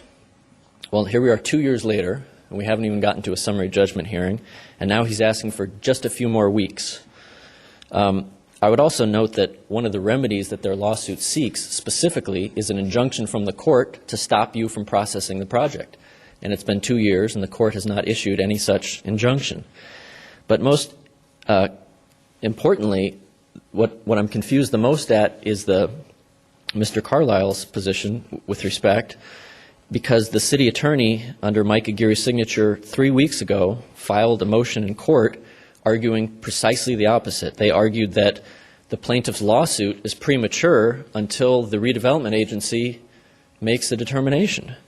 Quote, it is the city's position that because plaintiff's lawsuit is premature and that the court has no jurisdiction because mandated administrative remedies, namely a full hearing before the San Diego City Council and redevelopment agency, have not yet been exhausted, plaintiffs are attempting to circumvent the process. Plaintiffs have availed themselves of every opportunity during the administrative processing to oppose the project. They will have yet another opportunity to do so in an upcoming public hearing before the City Council. If the City Council approves the project, this court will then have a final decision and a complete record to review, as well as the benefit of the findings and expertise of the City Council, whose responsibility it is in the first instance to make land use decisions for the city. So that was not signed by Mr. Carlisle. That was signed by a different deputy city attorney. I know the office is very busy and they have a lot on their plate. I assume it's just a function of communication, but we're in a catch-22 where on one hand they're arguing the court case can't go forward until you guys decide, and now today for the first time in 3 years apparently the argument's being made that you can't go forward until the court decides. So I don't know what to do with that other than report to you that that was a filing made under Mike Aguirre's name on October 2nd, 2008. Just a few other little things. Mr. Janopol has taken quite a beating in this process, and under the heading of no good deed going unpunished, this other development that's talked about today is up on 2nd and Laurel. It's a full block with a synagogue on it that Mr. Janopol purchased from a developer who wanted to demolish the synagogue. Mr. Janopol turned around, donated the synagogue, valued at $8 million, and sold the other half of the lot to an affordable housing developer at the top of the market. And that affordable housing developer, which has controlled that property for 2.5 years, has chosen not to go forward. Mr. Janopol is not even an owner. The synagogue wouldn't be there today if not for Mr. Janopol, and it's being used as some sort of attack on his character. This is the guy who bought El Cortez in 1997. Everybody thought he was crazy. I think he's crazy, but they definitely thought he was crazy back then because he didn't want to tear it down like the 20 years of developers before him. He wanted to rehabilitate it. He saved El Cortez. He helped revitalize, with your help and CCDC's help, this neighborhood and to some extent downtown San Diego. He's the one who took that risk, and here he is today completing the vision of the block and taking the abuse. So I just have to say that on his behalf. the notion that there's no mention of a proposed high-rise next to El Cortez in the community plan, which is another thing Mr. Delano said, again, is just not true. Your community plan that you approved in 2006 calls for residential development on this site with a floor area ratio and a height allowed that significantly exceeds what is proposed today. So we're simply following your community plan. We think the legal issues are well resolved, despite the little bit of controversy we've had today on that. And we certainly appreciate, as Mr. Janopal said, the professionalism of staff the whole time, taking abuse not only from the other side, but also from us, to be perfectly frank. And they've always done a very professional job, and we appreciate their efforts. And we appreciate your consideration today. Thank you. All right, that concludes the testimony. We'll go to the council. We'll begin with Mr. Falconer. Thank you, Mr. Peters, and thank members of the public who came out today to testify and who have followed this process for, as was mentioned, several years now. And certainly this is something that I've been following somewhat from afar, but I've also had the opportunity to speak with individuals and have followed it as it has gone through CCDC, certainly HRB, all of the as was mentioned, I think Mr. Richter said there was, I didn't follow all of these ones, but about 25 public hearings. And there was a lot of public hearings because there's a lot of interest in this property. It is a great site, as are a lot in downtown, but this one particularly because of the El Cortez and what it means to the individuals that do live there and that care about it, and also people that care about the El Cortez just in the city of San Diego. And I think that's one of the reasons why you saw, or that we have seen, all of the significant back and forth, if you will, particularly on design, particularly from the Historic Resources Board about this project and what it means. And so I've had the opportunity, obviously, before today to look through the presentation and the materials and to be able to listen to the community feedback here today. And I know some of the items have been addressed and some of them have not. But I did want to just touch base, if I could, on some of the items that were raised by Ms. Is it Cano Stocco, Dominique? I pronounced that correctly. Good. Yeah, and maybe Mr. Zucchett or Mr. Janopal, I would give the opportunity to address some of the concerns that she raised that I would like addressed, and maybe some of my colleagues would as well. And the first issue that she discussed is in terms of parking and parking for the residents and what will happen during construction should the council decide to approve this project and should it be built at some point. What are the plans for parking for residents? The parking in the new development is controlled by what's called the Parking Facilities Agreement, which I believe many members of the council have a copy of. It requires that the parking that Mr. Janopal owns, which is the parking under Parcel 2, that the residents be allowed to park there under certain conditions, and they have to pay property taxes, et cetera. World today, according to the agreement. According to the agreement, during construction, Mr. Janopal, at his expense, has to relocate the part of the parking that he owns and allow and provide it for the residents of El Cortez to park during construction. And the third thing it provides for is that after the new building is complete, Mr. Janopal has to replace that parking, just like it is now, 53 valet spaces. And then he has to deed that parking, give it to, in fee, the owners. I would argue that that's a very favorable agreement to the owners. The owners see it differently, and it's something that they're litigating. Well, one of the issues, Mr. Zucchett, was where are the residents going to park during construction, if and when that occurs? And one of the attorneys on the other side mentioned Vista or... Yeah, we were thinking Oceanside, so we are on the same page there. No, the agreement says that it has to be in the reasonable vicinity of the user property. That's the words in the agreement. But the notion that there's no parking on Cortez Hill that could accommodate this is just wrong. Directly across the street to the east, and to the west, and directly across the street to the south are two sort of low-rise hotels. And if the construction were happening today, we would use that parking. That parking is already used for El Cortez events, for the Dawn Room events, for overflow parking. There are opportunities literally across the street.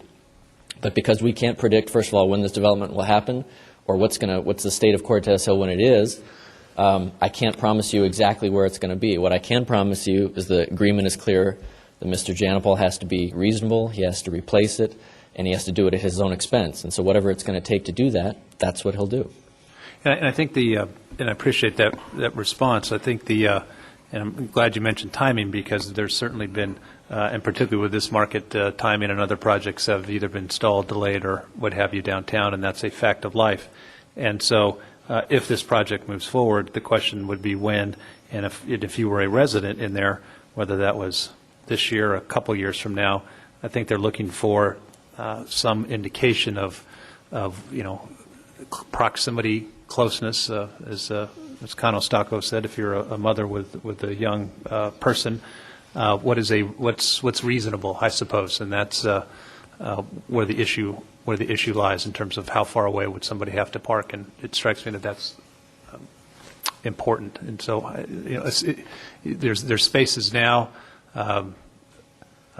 as you've indicated, or could be spaces now next door or across the street. If those spaces are not available in some amount of time, and I'm not, don't want to predict what that might be, just what is it that is prepared to happen to ensure that that parking is close and is accessible by the residents? Well, the agreement is what protects that, number one. Number two, I can put for you on the record today that Mr. Janopol would not think Oceanside, Vista, or even 10th and J would be reasonable for him to simply say you can park 10 blocks away and walk up the hill. The spirit of the agreement is that he replaces the parking at his own expense. I think a reasonable person would not read that to say he can provide parking 10 blocks away or even 5 blocks away and say take a hike.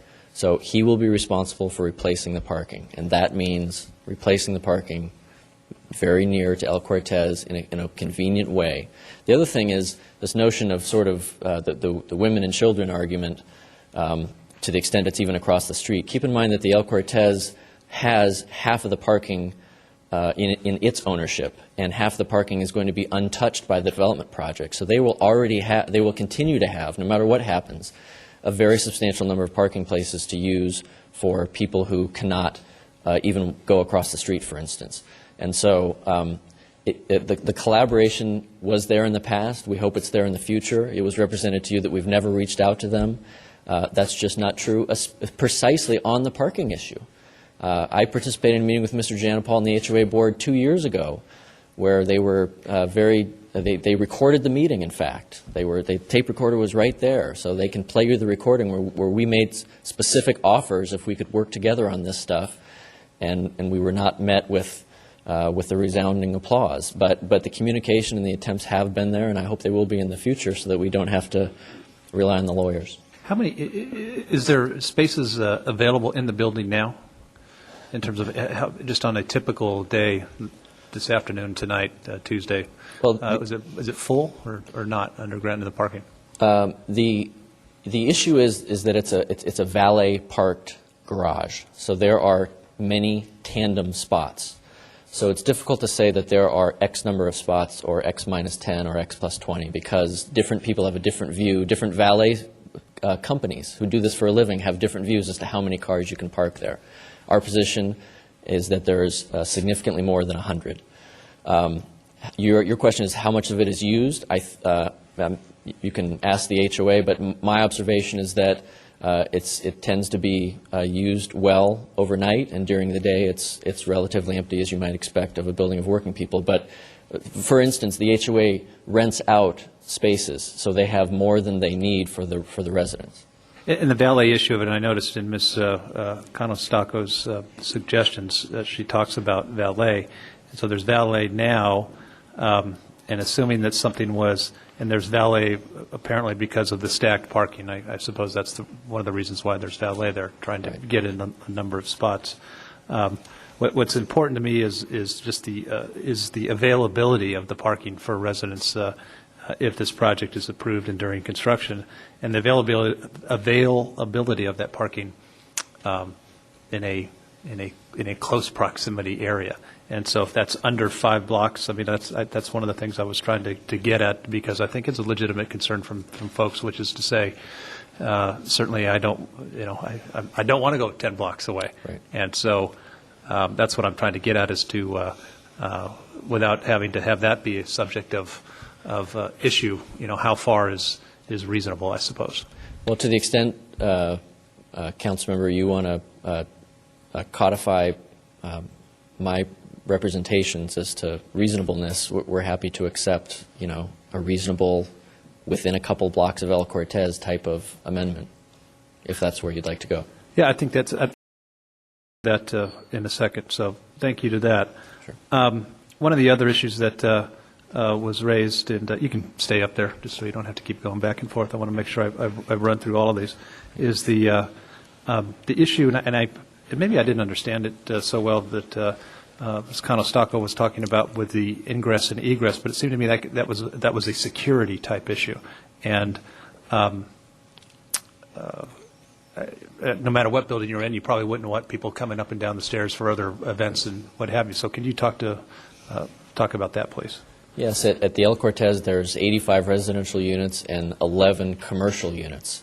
The developers of El Cortez, or at least one of them, as well as others, own the commercial units. A few of those commercial units, namely the Dawn Room, many of you have been to events and whatnot there, usually does weddings, occasional political events, etc.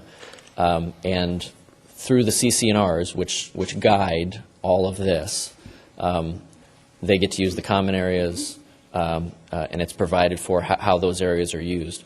The security issues, the only time there is security at El Cortez is when there are events there. The owner of the Dawn Room provides a security guard and 2 managers, as well as a door person, for every single event. So there is staff specifically, among other things, tasked with keeping people away from any residential areas, including the stairwells. And this has been going on for 8 years. 4 years when it was operated as an apartment building, 4 years since it's been operated as condominiums. I am aware of one instance in those 8 years before there was the staffing that's there today where somebody went upstairs. So to the extent that there are security issues, I believe they're addressed by the staff that's there, and to the extent that it may not be necessarily directly related to the project that's in front of us today, but I did want to, obviously security is important, and the building does exist there today, but I just wanted to try to understand that a little bit better in terms of the that there is there security during events, and how does that work for residents? And I don't want to dwell on it because I don't know that it's particularly on point with the action today. But another point that she raised, and I'm just going to go through all of these points, was the issue of the bond, and I might have CCDC talk to that. And it could be an issue with any developer in terms of if you start and you stop. But what are the requirements for that, Mr. Richter? Yeah, the only bonding that's required of developments is typically that for public improvements. Developers are required to obtain public right-of-way permits for the sidewalks, street trees, et cetera, and has to bond for those. So we're assured that at the end of the day, whatever happens on the private development, the public improvements can be installed, and city might have to call the bond and perform that work itself or with a contractor. But there are no guarantees of private development. As you know, we're in somewhat uncertain financial times, but in the past 10 years downtown, we've had over 100 development projects constructed. One of those failed to go, and there's a hole in that location right now. It is regularly inspected to make sure the shoring is stable and is not endangering other properties. But for the most part, we can't require someone to post a bond and then the city come in and do the work on the private property to either restore the site or to do that. Only when we enter into a DDA or something where the agency is selling property, and there if they fail to perform, we can take the property back and take care of the property at that point, but not on a private development.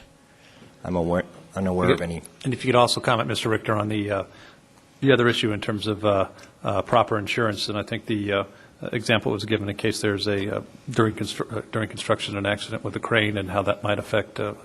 there's obviously a lot of hypotheticals, but could you just comment on the general the requirements for insurance and how you that can imagine in general construction projects when people are borrowing substantial amounts of money to do private development from financial institutions, they require quite a bit of liability insurance to protect their interests, and that's all handled privately. I would like to add on that. As you know, we've had a lot of development downtown, including high-rise construction directly adjacent, not separated from, but directly adjacent, 2 feet away from other high-rise buildings downtown, including historic structures. And there are adequate safety measures put into construction, safety bonding, permit inspections, structural reports, everything have to be reviewed and approved by the Development Services Department before anything can start construction. Mr. Zucchett, did you want to comment on that at all? No, I think he covered it, but I'm happy to if you want me to. No, I think that's fine. And just getting back to parking, on the replacement parking will be there, the number of spots that are being lost, and then tell me what happens if and when how is that then brought back and replaced? The agreement says once the redevelopment of the owner property has been completed, the owner shall replace the interim parking area, that's the temporary parking area, with what's called the redeveloped parking area, which shall constitute the following: parking stalls in a separate enclosed area of the improvement situated upon the owner property, capable of accommodating, on a valet parking basis only, approximately 53 standard size vehicles. So that's the representation as to what's there today. That's the representation and how we're going to replace it. Would there be separate entrances and exits for the different buildings? For parking or Yes. for residences? Well, actually, the answer is the same for both. Yes, they'll be separate. I mean, currently there's different exits and entrances to the building from various parts, and that will continue. I guess I didn't ask my question right. Was it underground, is it shared parking for both buildings? Just curious. Or is it different? One side of the building is for 77 Beech only, and the 77 Beech, and the other side would be for El Cortez. I apologize. You're talking about Underground parking. You're talking about once the development is completed, or right now? Yeah, if the development project is completed, what will the underground parking situation look like then? The underground parking situation will look like, half of it will look like it does today. The half that is under El Cortez, owned by the Owners Association, will stay there like it is. The half that is under the new development will include parking for the new building and parking and the replacement parking for El Cortez. Okay. That's what wasn't clear to me. Sorry. Okay. Thank you. I would just a couple of more comments because I've had the opportunity to, as I've said before, follow this, and the community has. I mean, the downtown community has spent a lot of time on this project. Was noted the CCAC ultimately supported it 19-1. CCDC, of course, supported it. I know there was a lot of issues at Historical Resources Board, and I think rightfully so. Anytime you're looking at something that is close to a building the stature of El Cortez, you want to handle it with care. And it's interesting that whether there's different views, of course, on the design, and I understand that, but I think getting something that complies certainly with the Secretary of Interior standards was very important. And so with that, Mr. Peters, one of my primary issues today coming into today's hearing was to hear some of the presentation. I had particular concerns on parking and some of the other issues, and I appreciate, Mr. Richter, your following up regarding insurance or bonding. I'd be in a position at this point to move the staff recommendation with the inclusion that the replacement parking, and I would ask the applicant if they're amenable to this, per Mr. Zucchett's discussion earlier, that replacement parking be provided if and when this is constructed within a 3-block radius for the residents. Is that?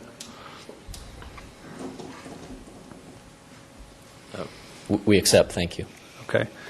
And so with that, Mr. Peters, that would be my motion at this point, and I would welcome any additional comments from the council. There is a motion by Mr. Faulconer, seconded by Mr. Medaffer, and we'll go in the same order. Ms. Fry.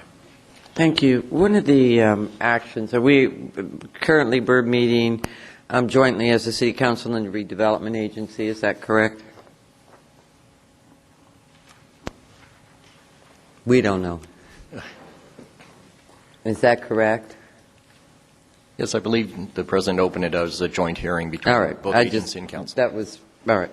And so one of the actions as far that we are being asked to take as the city council is the Center City Development Permit 2006-19 as provided for in the Center City PDO, the map waiver, and then as the redevelopment agency, it's my understanding that we're being asked to consider an agreement affecting real property, which is that AARP, which would essentially change the current AARP. Is that right?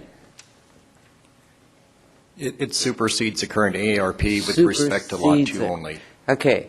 So then if it supersedes, it's a new one. Yes, that's correct. It's a new one. It does not And amend. so in order to have the development, you have to have a new one. In other words, you can't do it under the existing one.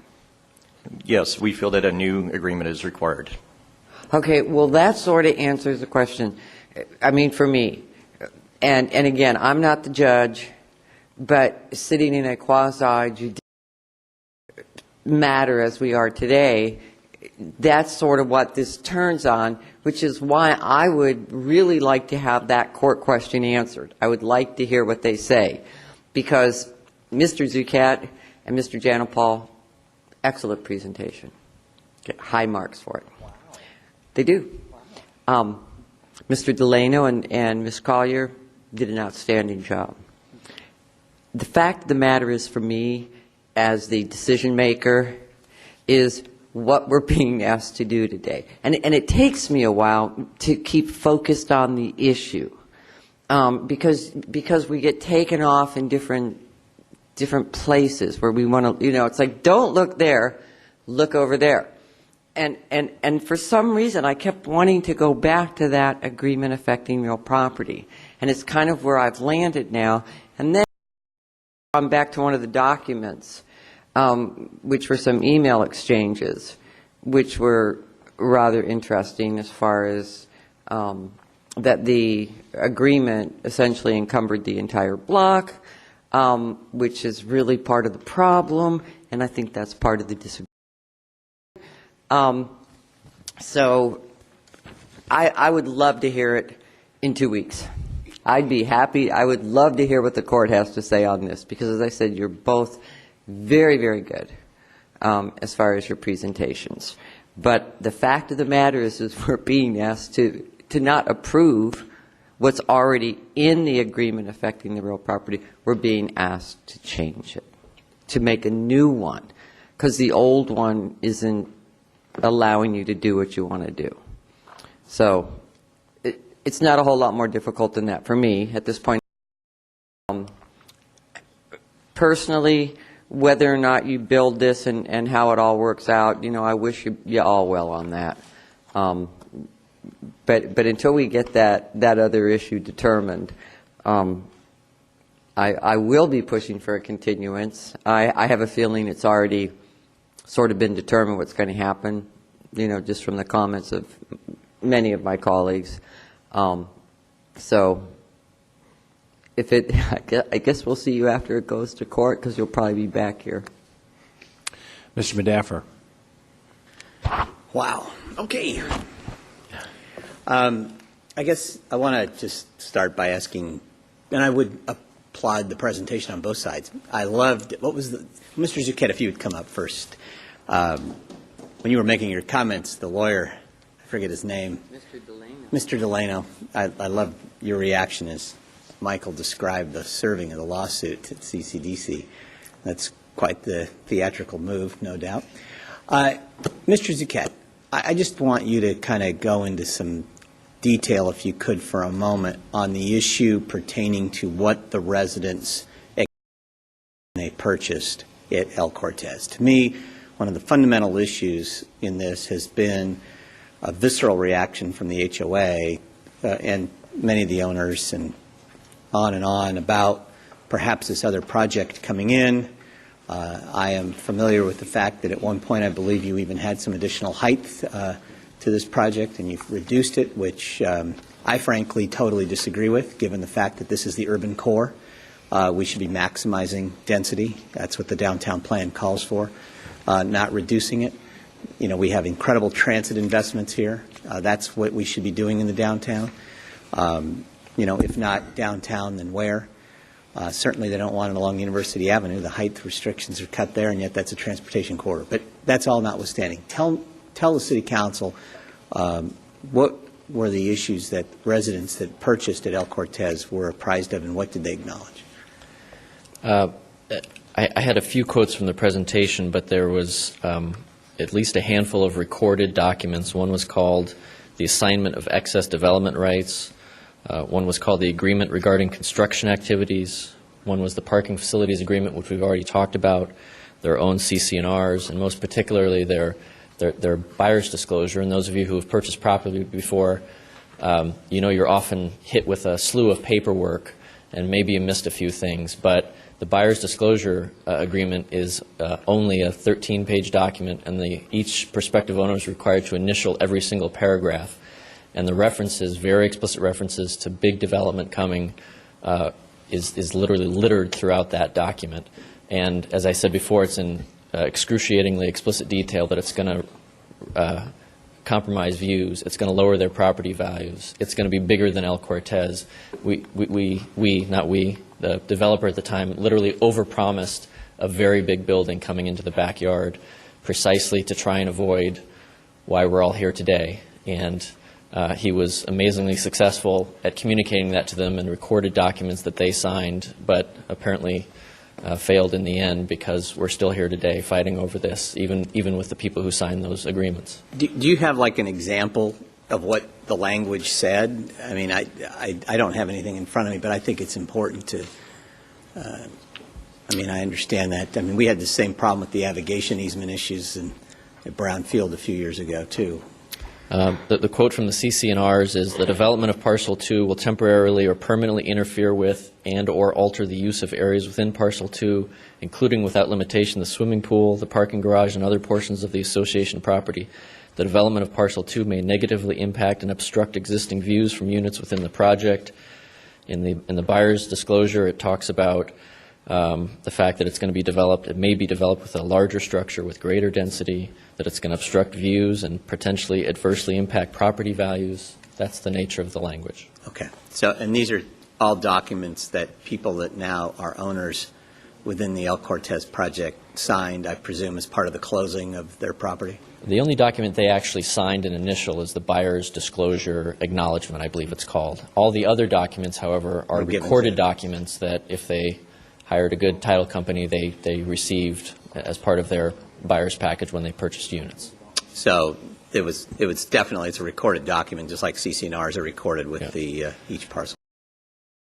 And then anecdotally, in the public, there was no secret about this. Public, as Mr. Richter said, public hearings had already taken notice. Public hearings had already taken place in 2003 and 2004 about development on this parcel before the building was even converted.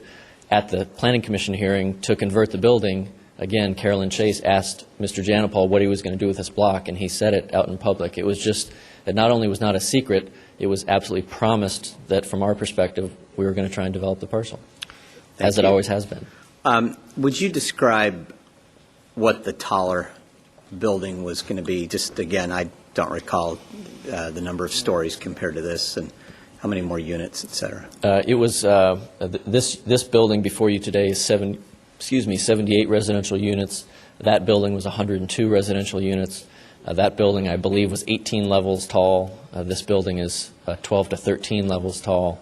The actual height difference is sort of less than that because the floors are taller. It's a little complicated. But basically, whereas this building only goes up to sort of what's known as the second shoulder of El Cortez, that other building was proposed to go up to be just below the sign of El Cortez. So in other words, about the height of El Cortez, but barely, not taller. And now this one's going to be much shorter, as we saw in the visualizations. Be about 5 levels shorter. What I also want to get out on the record, and I've mentioned to the City Council on another item unrelated to yours a couple of weeks ago, was my concern over the Historical Resources Board and the decision they made. I believe they had a vote that I think was 4-2 against your project, despite the fact that Soho, CCAC, and CCDC all supported it. I want you to just describe again to the City Council, and just really, because I want this on the record, as to how this HRB vote, which I say to my council colleagues and I say to the City Attorney, I am still gravely concerned over the fact that this legislative body has been thwarted by an organization that this group that reports to the City Council in theory is appointed by the City Council, and yet there's no right to appeal. And I'm very troubled by that. I know on a prior issue I said that needs to be referred to LUNH, but I'd like you to put that out on the record as well, because again, this is I think a process issue, a due process issue that has me gravely concerned. The reason this project went before the Historic Resources Board is not because there are historic assets on our parcel, but because we were building adjacent to a historic structure. The El Cortez. The El Cortez. And so when you do that, somebody has to determine whether or not the project complies with the Secretary of Interior standards for historic rehabilitation. Those are 10 standards that are very subjective, frankly.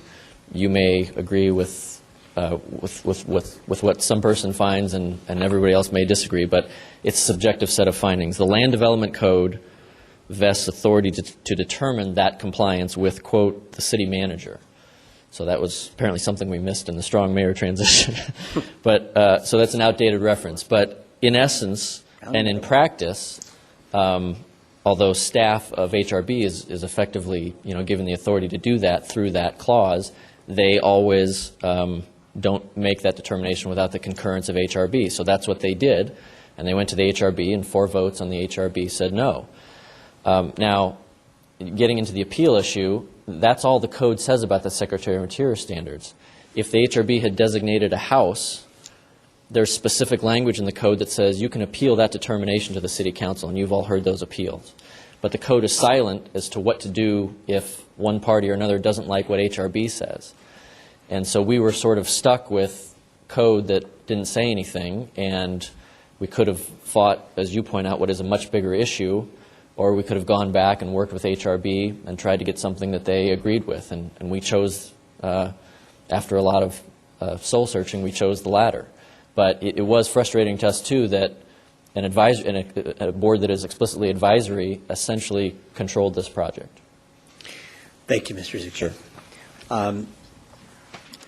I appreciate the answers to those questions. I think that, it's not too often that I've been down here and I've seen Soho and CCDC, the Planning Commission, all on the same page. And then I guess when you add to it the HRB at this point, based on where the project is with the current height, and CCAC. So you've got the downtown groups, you've got the Historic Resources Board, you've got the Planning Commission, Soho, all in agreement. That says a lot there. This project, as we've heard, not only does it comply with the new 2006 Downtown Community Plan update, I think it's very evident that it is a smaller project than what is allowed in the plan. And I frankly think, knowing the fact that this region is going to grow by 350,000 people between now and 2030, we should be looking at, while maintaining community character, we should be cognizant of the fact that we need to provide housing for future residents of San Diego. And for those that shake their head no, well, too bad. Your house was provided for you. I think it's important we provide for your kids, my kids, and other people that will be living here. That's just life. The thing that's also frustrating to me is that the taller version of this project, which included affordable housing, was supported by CCAC, was supported by Soho, and was supported by CCDC, the taller version. Yet, on a 4-2 vote, the Historical Resources Board did not approve the Secretary of Interior standards, which left the applicant, I believe, without due process. They had no appeal rights to the land use body, the City Council. I frankly think that that is a serious legal concern. I said it 2 weeks ago, and I'm saying it again here, and I think we better fix it. What that means is that the HRB is controlling the priorities of the City Council not the city council. And I think that's in violation of the California Constitution. You know, the bigger picture, whether it's density, affordable housing, the downtown community plan, those are issues that this council determines, not the HRB. And, you know, I think when you look at what the HRB is all about, they're singularly focused on one issue. When things come before this body, we have to look at everything. And I believe that's why you have this body, is to look at all those issues. I seconded the motion, and I support this project. I supported the higher density project, and I'm sorry that it's not before us today, because there isn't anything that, from what I've heard or read, especially knowing the higher density version was already approved by CCAC, CCDC, SOHO. You know, this is just, it's ridiculous that we aren't looking at something like that. So I want to ask Mr. Faulkner if I could add to your motion, however, because I don't think we had a formal referral when I brought this HRB concern up previously. But I would like to ask that the HRB item be referred to LUNH so we can have a city council committee discuss the role of HRB in making situations like this. As you know, they're an advisory body, they're not a decision-making authority. And I believe that with respect to this development, the redevelopment agency should be able to consider a taller building. I should be looking at, you know, with affordable housing that's consistent with the community plan. You know, if we adopted a community plan in 2006 and now we're not following it, you know, that's troubling. I think that, you know, CCDC staff should be able to bring this project back to the agency if the applicant chooses to go with a higher density project at some point. I just think that it's important that you not leave a land use legislative policy decision to an advisory body because you cannot, under California law, delegate your legislative authority. And that's what basically we're doing here by effectively not looking at that taller, higher density project. So, Mr. Faulkner, whether it's part of this motion or we could just make a separate motion to refer to LUNH, the HRB role in these decisions, and I think we need to hear from the IBA and the city attorney at LUNH on that in the future. It's probably before this council. It'll probably happen after this council is gone, but I think it should be incumbent in the action today. Thank you. Mr. Peters, can I just get a Let's make sure we get clarification a on response. Mr. He's just asking for a Medaffer's- referral for discussion, right? Yeah, I just wanted to ask a question about that. First of all, Mr. Faulkner, did you have? Yeah, without taking a issue on the taller building or smaller building, I think the issue of HRB in that process is one that I'm certainly happy to refer to the land use and housing. So that'll be part of your motion, Ms. Fry, on that issue? No, I guess the question I just was a simple yes or no question that I think probably someone in land use or Mr. Richter could answer. Was there anything that precluded the project from coming forward, even without the approval of the HRB? The HRB's finding, that the taller projects did not meet the Secretary of Interior standards. Under that determination, and which was agreed to upon DSD or planning staff also with the city, that would have required, because our final environmental impact report, our program EIR for downtown, in their mitigation program, it finds that any new construction affecting a national resource must meet those standards. If it doesn't, we would have had to prepare a supplemental environmental impact report. Could the project have come forward to the city council whether or not the HRB approved it? Was there any action taken by the HRB that stopped the applicant from bringing the project forward? Yes or no? No. Thank you. But I just have to respond to that. That's not getting to the crux of the issue. The crux of the issue, though, is that basically you had to go out and amend an environmental document and have to make findings that would be counter to the Secretary of Interior standard.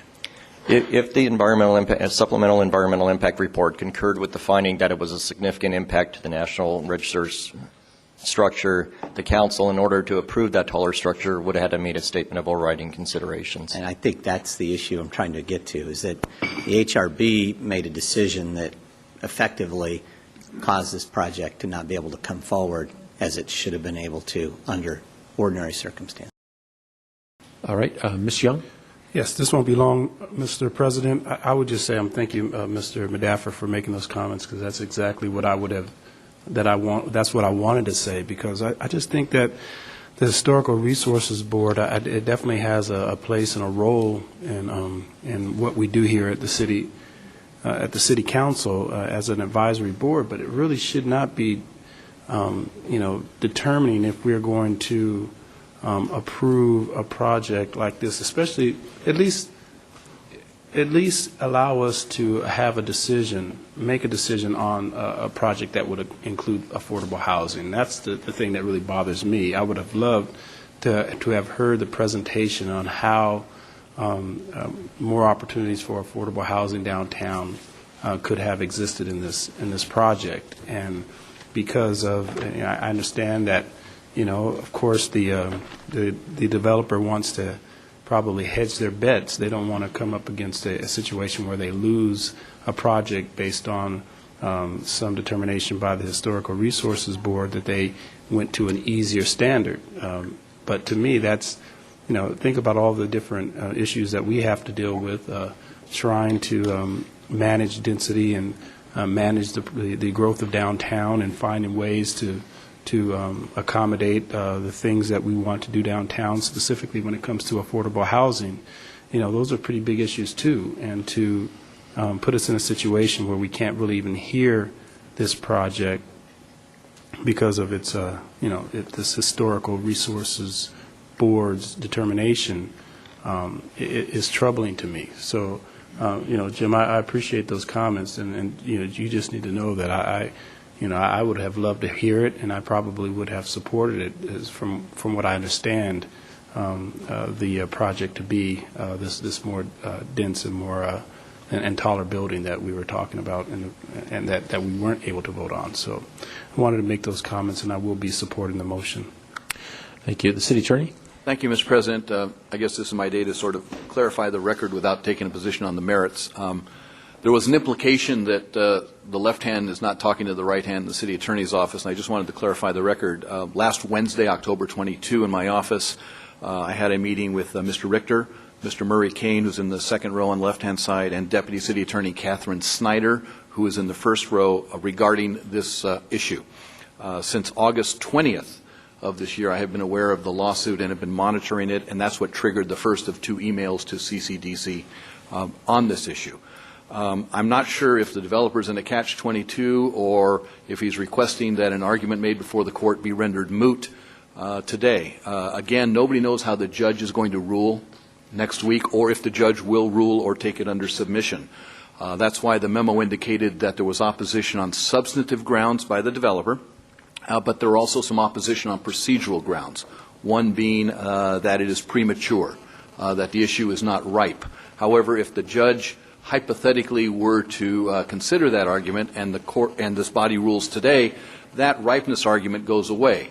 I was not suggesting a continuance for that reason or to bolster the city attorney's argument. I was suggesting the continuance because we don't know how the judge is going to rule or if the ruling will affect anything. And that was the simple reason. But I just wanted to make the record correct in terms of, in this case, the left hand and the right hand were clasped as one relative to the information sharing. Mr. Peters, I have one question. Mr. Young. Thank you for that clarification, Houston. Just one question. If we do decide to approve this project as a council, at any time can the developer actually come back and present that other project, the project that would include affordable housing? Yes, they're entitled to submit a new application for that project and go through the process that would ultimately come before you. Thank you. Right. I see no further requests to comment. I'll just take a minute here. First, on the attorney issue, I mean, it's a drag to get these things late. And I know all of us have issues about getting information late. It's not a complicated issue. I understand the point Mr. Carlisle is making. I'd say, too, I really respect Mr. Carlisle, and I think he does a great job. And unfortunately, if I compliment him too much, he'll probably get fired. So I'll leave it at that. I just add a couple comments about what I think is impressive about the project. Well, I guess I'll just right off the bat, I disagree a little bit with this notion that we should find an even bigger building at this point. And I like the role of the Historical Resources Board in this context, because I'm not an architect, and I know that a lot of people give a lot of thought who are very artistic about how you put new buildings next to historical buildings. And I'm glad to hear that there was a pretty overwhelming response to the woman's concern about how to complement this building with a building that would respect its historicity. And I think that's good. And I agree with Mr. Medaffer a lot, but on this I would just think that we're really well served by having this input. And of course I don't mind having a discussion about their authority, but I feel much more comfortable with it having gone through this process where it's vetted by people who understand these issues, because I don't profess to. I think that that's a credit to the project, and I don't necessarily think it has to be bigger. I think if it's gone through all this process, I think that's good, and it speaks well for it. I also have to say that I had not appreciated the quality and extensiveness of the disclosures that people signed about this, and it is remarkable to me the extent to which the developer has gone to make sure people really understood that this was going to happen. And I'm not impressed that this is a surprise. And I have a feeling that not all buildings have taken this care to make sure people understand, and they've signed it all, that these disruptions are about to occur, that's planned. And I think that's good too. I have to credit the developer with going through this process of all of these different votes, all of these different reviews, and getting generally very good votes. I think you've been responsive to the comments that have been made. The one argument that I thought I needed to address specifically was the notion that your building is unneeded. And I would just say that decision is not the job of this council. We adopt a community plan. Now we have a downtown community plan for this area. Our determination is whether this building conforms to the community plan, and not whether it's needed. That's got to be something that someone who's bringing capital investment's got to decide based on the market. So I want to say that whether this building was downtown where it could be really big, or even a 3-story building in some other community that fit within the plan, that's why we do the plan. And it's up to the people who own the property to see whether an investment is warranted within the terms of that plan. But I did have a couple questions, and I thought in particular the parking issue. I appreciated Mr. Falconer's addition, because it's not just a matter of the residents parking, it's a matter of the impact on the surrounding area if there's no place to park. And I wanted to know, maybe either Mr. Zucchett or Mr. Janopol, you may not know when the construction is going to start, but do you have an approximate duration for how long it would be? I think 18 months is a fair guess for these types of projects. And you don't really know when you're going to start? It won't be tomorrow. Okay. That's a no. Is that a? I apologize for being flick. Okay, no, we have no idea. Yeah. Okay. I would also suggest that I don't know what's going to happen within 3 blocks of this, and maybe 3 blocks is the right line. Maybe a different line will be right, but I'm not really sure what land's going to be available when you do develop. But I would say that, if the land's not available for this interim parking under the condition as Mr. Faulkner proposed, that you can't do your project. So I would offer Ms. or Dominique's plan as a backup, that you would either provide parking within the 3 blocks or you'd do 24-hour valet. I appreciate that thoughtfulness, and yes, we would do either or, and if you could add that would provide for the contingency. Would that be all right? Yeah, I'd accept that. Okay. Is the pool historic? According to the Historic Resources Board, it is not. Okay. And I'd like you just to respond to the geotechnical things. Now, this may or may not be our issue, but I got to tell you too, it's just unfortunate with your residents. and we may just have to be a little bit more attentive to that. But clearly, it would be a bad thing for downtown if the El Cortez fell down, as well as to the people who are in the building. What about these geotechnical issues? Have you addressed them? What kind of comfort can you give us that that the construction is not going to damage these people beyond what the extensive things you put in the disclosures, i.e. cracks in the floor or any kind of structural problems? I think Mr. Richter said it best, that if you assume that if you make this worst-case scenario that the developer could care less about the El Cortez, certainly his lenders, his contractors, his construction managers, anybody who finances the project will care a lot. And the insurance that is required in these what are called these wraps are extensive. And certainly the value and the historicity and the proximity of El Cortez will be taken into account, and we will be held to a very high standard. Again, and that's assuming we could care less, and of course we care. The second point is that when the conversion happened in 2004, there were extensive studies done, geotechnic and otherwise, and it was full of both active and not active faults, and there was no active faults found here, and there was a full report done. And the city engineering, and as you go through the development process and the permitting, as you know, we can't move forward unless the city engineers agree. So I think there's a common interest there. I don't think it's something that has to be mandated. It just, the market mandates it, the bureaucracy mandates it, and we would, even if they didn't. All right, so the idea is that you're properly incentivized. I think I understand that. Yes. And also that insurance requirements are going to force you to follow up on this information that you have today to the extent that's necessary to make sure. Correct. I was verbose. You put it in one sentence. We are properly incentivized to do precisely the type of thing that Ms. Stocco is talking about. Thank you. I see no further requests to comment. There's a motion by Mr. Faulkner, seconded by Mr. Medaffer. Please vote. Call the roll. That passes 7-1 with District 6 voting no. That I'm sorry. Oh, I'm sorry. We have to take a companion item. On the companion item, thank you, Ms. Sunyata. At that point, so we have a companion item. Item 337. This is a joint hearing, so we don't have to reconvene. On item 337, the companion item, it's a motion by Mr. Faulkner, seconded by Mr. Medaffer. Please vote. Call the roll. Pass. District 6 voting no. That concludes our business. We have an adjournment in memory from Ms. Atkins. Thank you, Mr. Peters. Before I adjourn, I wanted to let my colleagues on the Budget Committee know that we typically have a meeting from 9 until noon.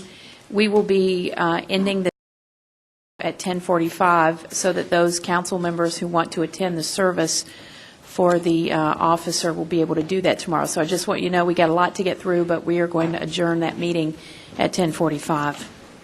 And with that, I would like to ask that my colleagues join me in adjournment in memory of Guy Sholey. He passed away at his home on October 10th at the age of 88.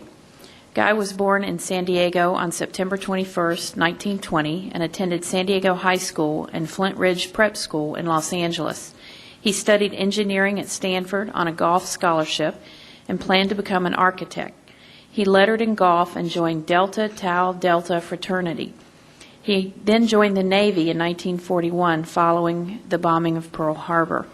After his father, Bartimus Guy Sholey, suffered a heart attack in 1941, he left Stanford to help run the family business, Sholey Brothers Candy Factory, a well-known San Diego institution. In 1945, Guy returned from World War II to take over the candy business. After the factory closed in 1951, he started his career as a general contractor. His residential developments in Mount Helix and the Fletcher Hills area. His community activity and involvement included the San Diego Rotary Club, the Boys and Girls Aid Society Board, and the former Mayor's Committee on Balboa Park Planning. He enjoyed golfing, fishing, woodworking, and crewing in various yacht races. He was director of the San Diego Country Club and the Southern California Golf Association and president of the club. Guy is survived by his wife, Josephine Roberta McConnell, his sons David and Roger of San Diego, and many of you know Roger Sholey. He's a writer and columnist for the San Diego Union Tribune. He's well known for his Smokestacks and Geraniums column, as well as numerous books he's written on the history of San Diego, including Balboa Park, Millennium History, and San Diego Perfecting Paradise. And I think we know where Roger probably got all of those civic-minded values, and that was from his father. In addition to his wife Josephine, David, and Roger, he's also survived by another son, Grant, of St. Helena, and 5 grandchildren. In lieu of flowers, the family suggests donations to the Scripps Clinic and Research Foundation, the San Diego Museum of Art, or the Zoological Society of San Diego, and a memorial service is pending. And we would ask that you join us and pay respects to the family of Guy Sholey. All right, that concludes our business. We are adjourned until our next council meeting, Monday, November 10, at 2 p.m.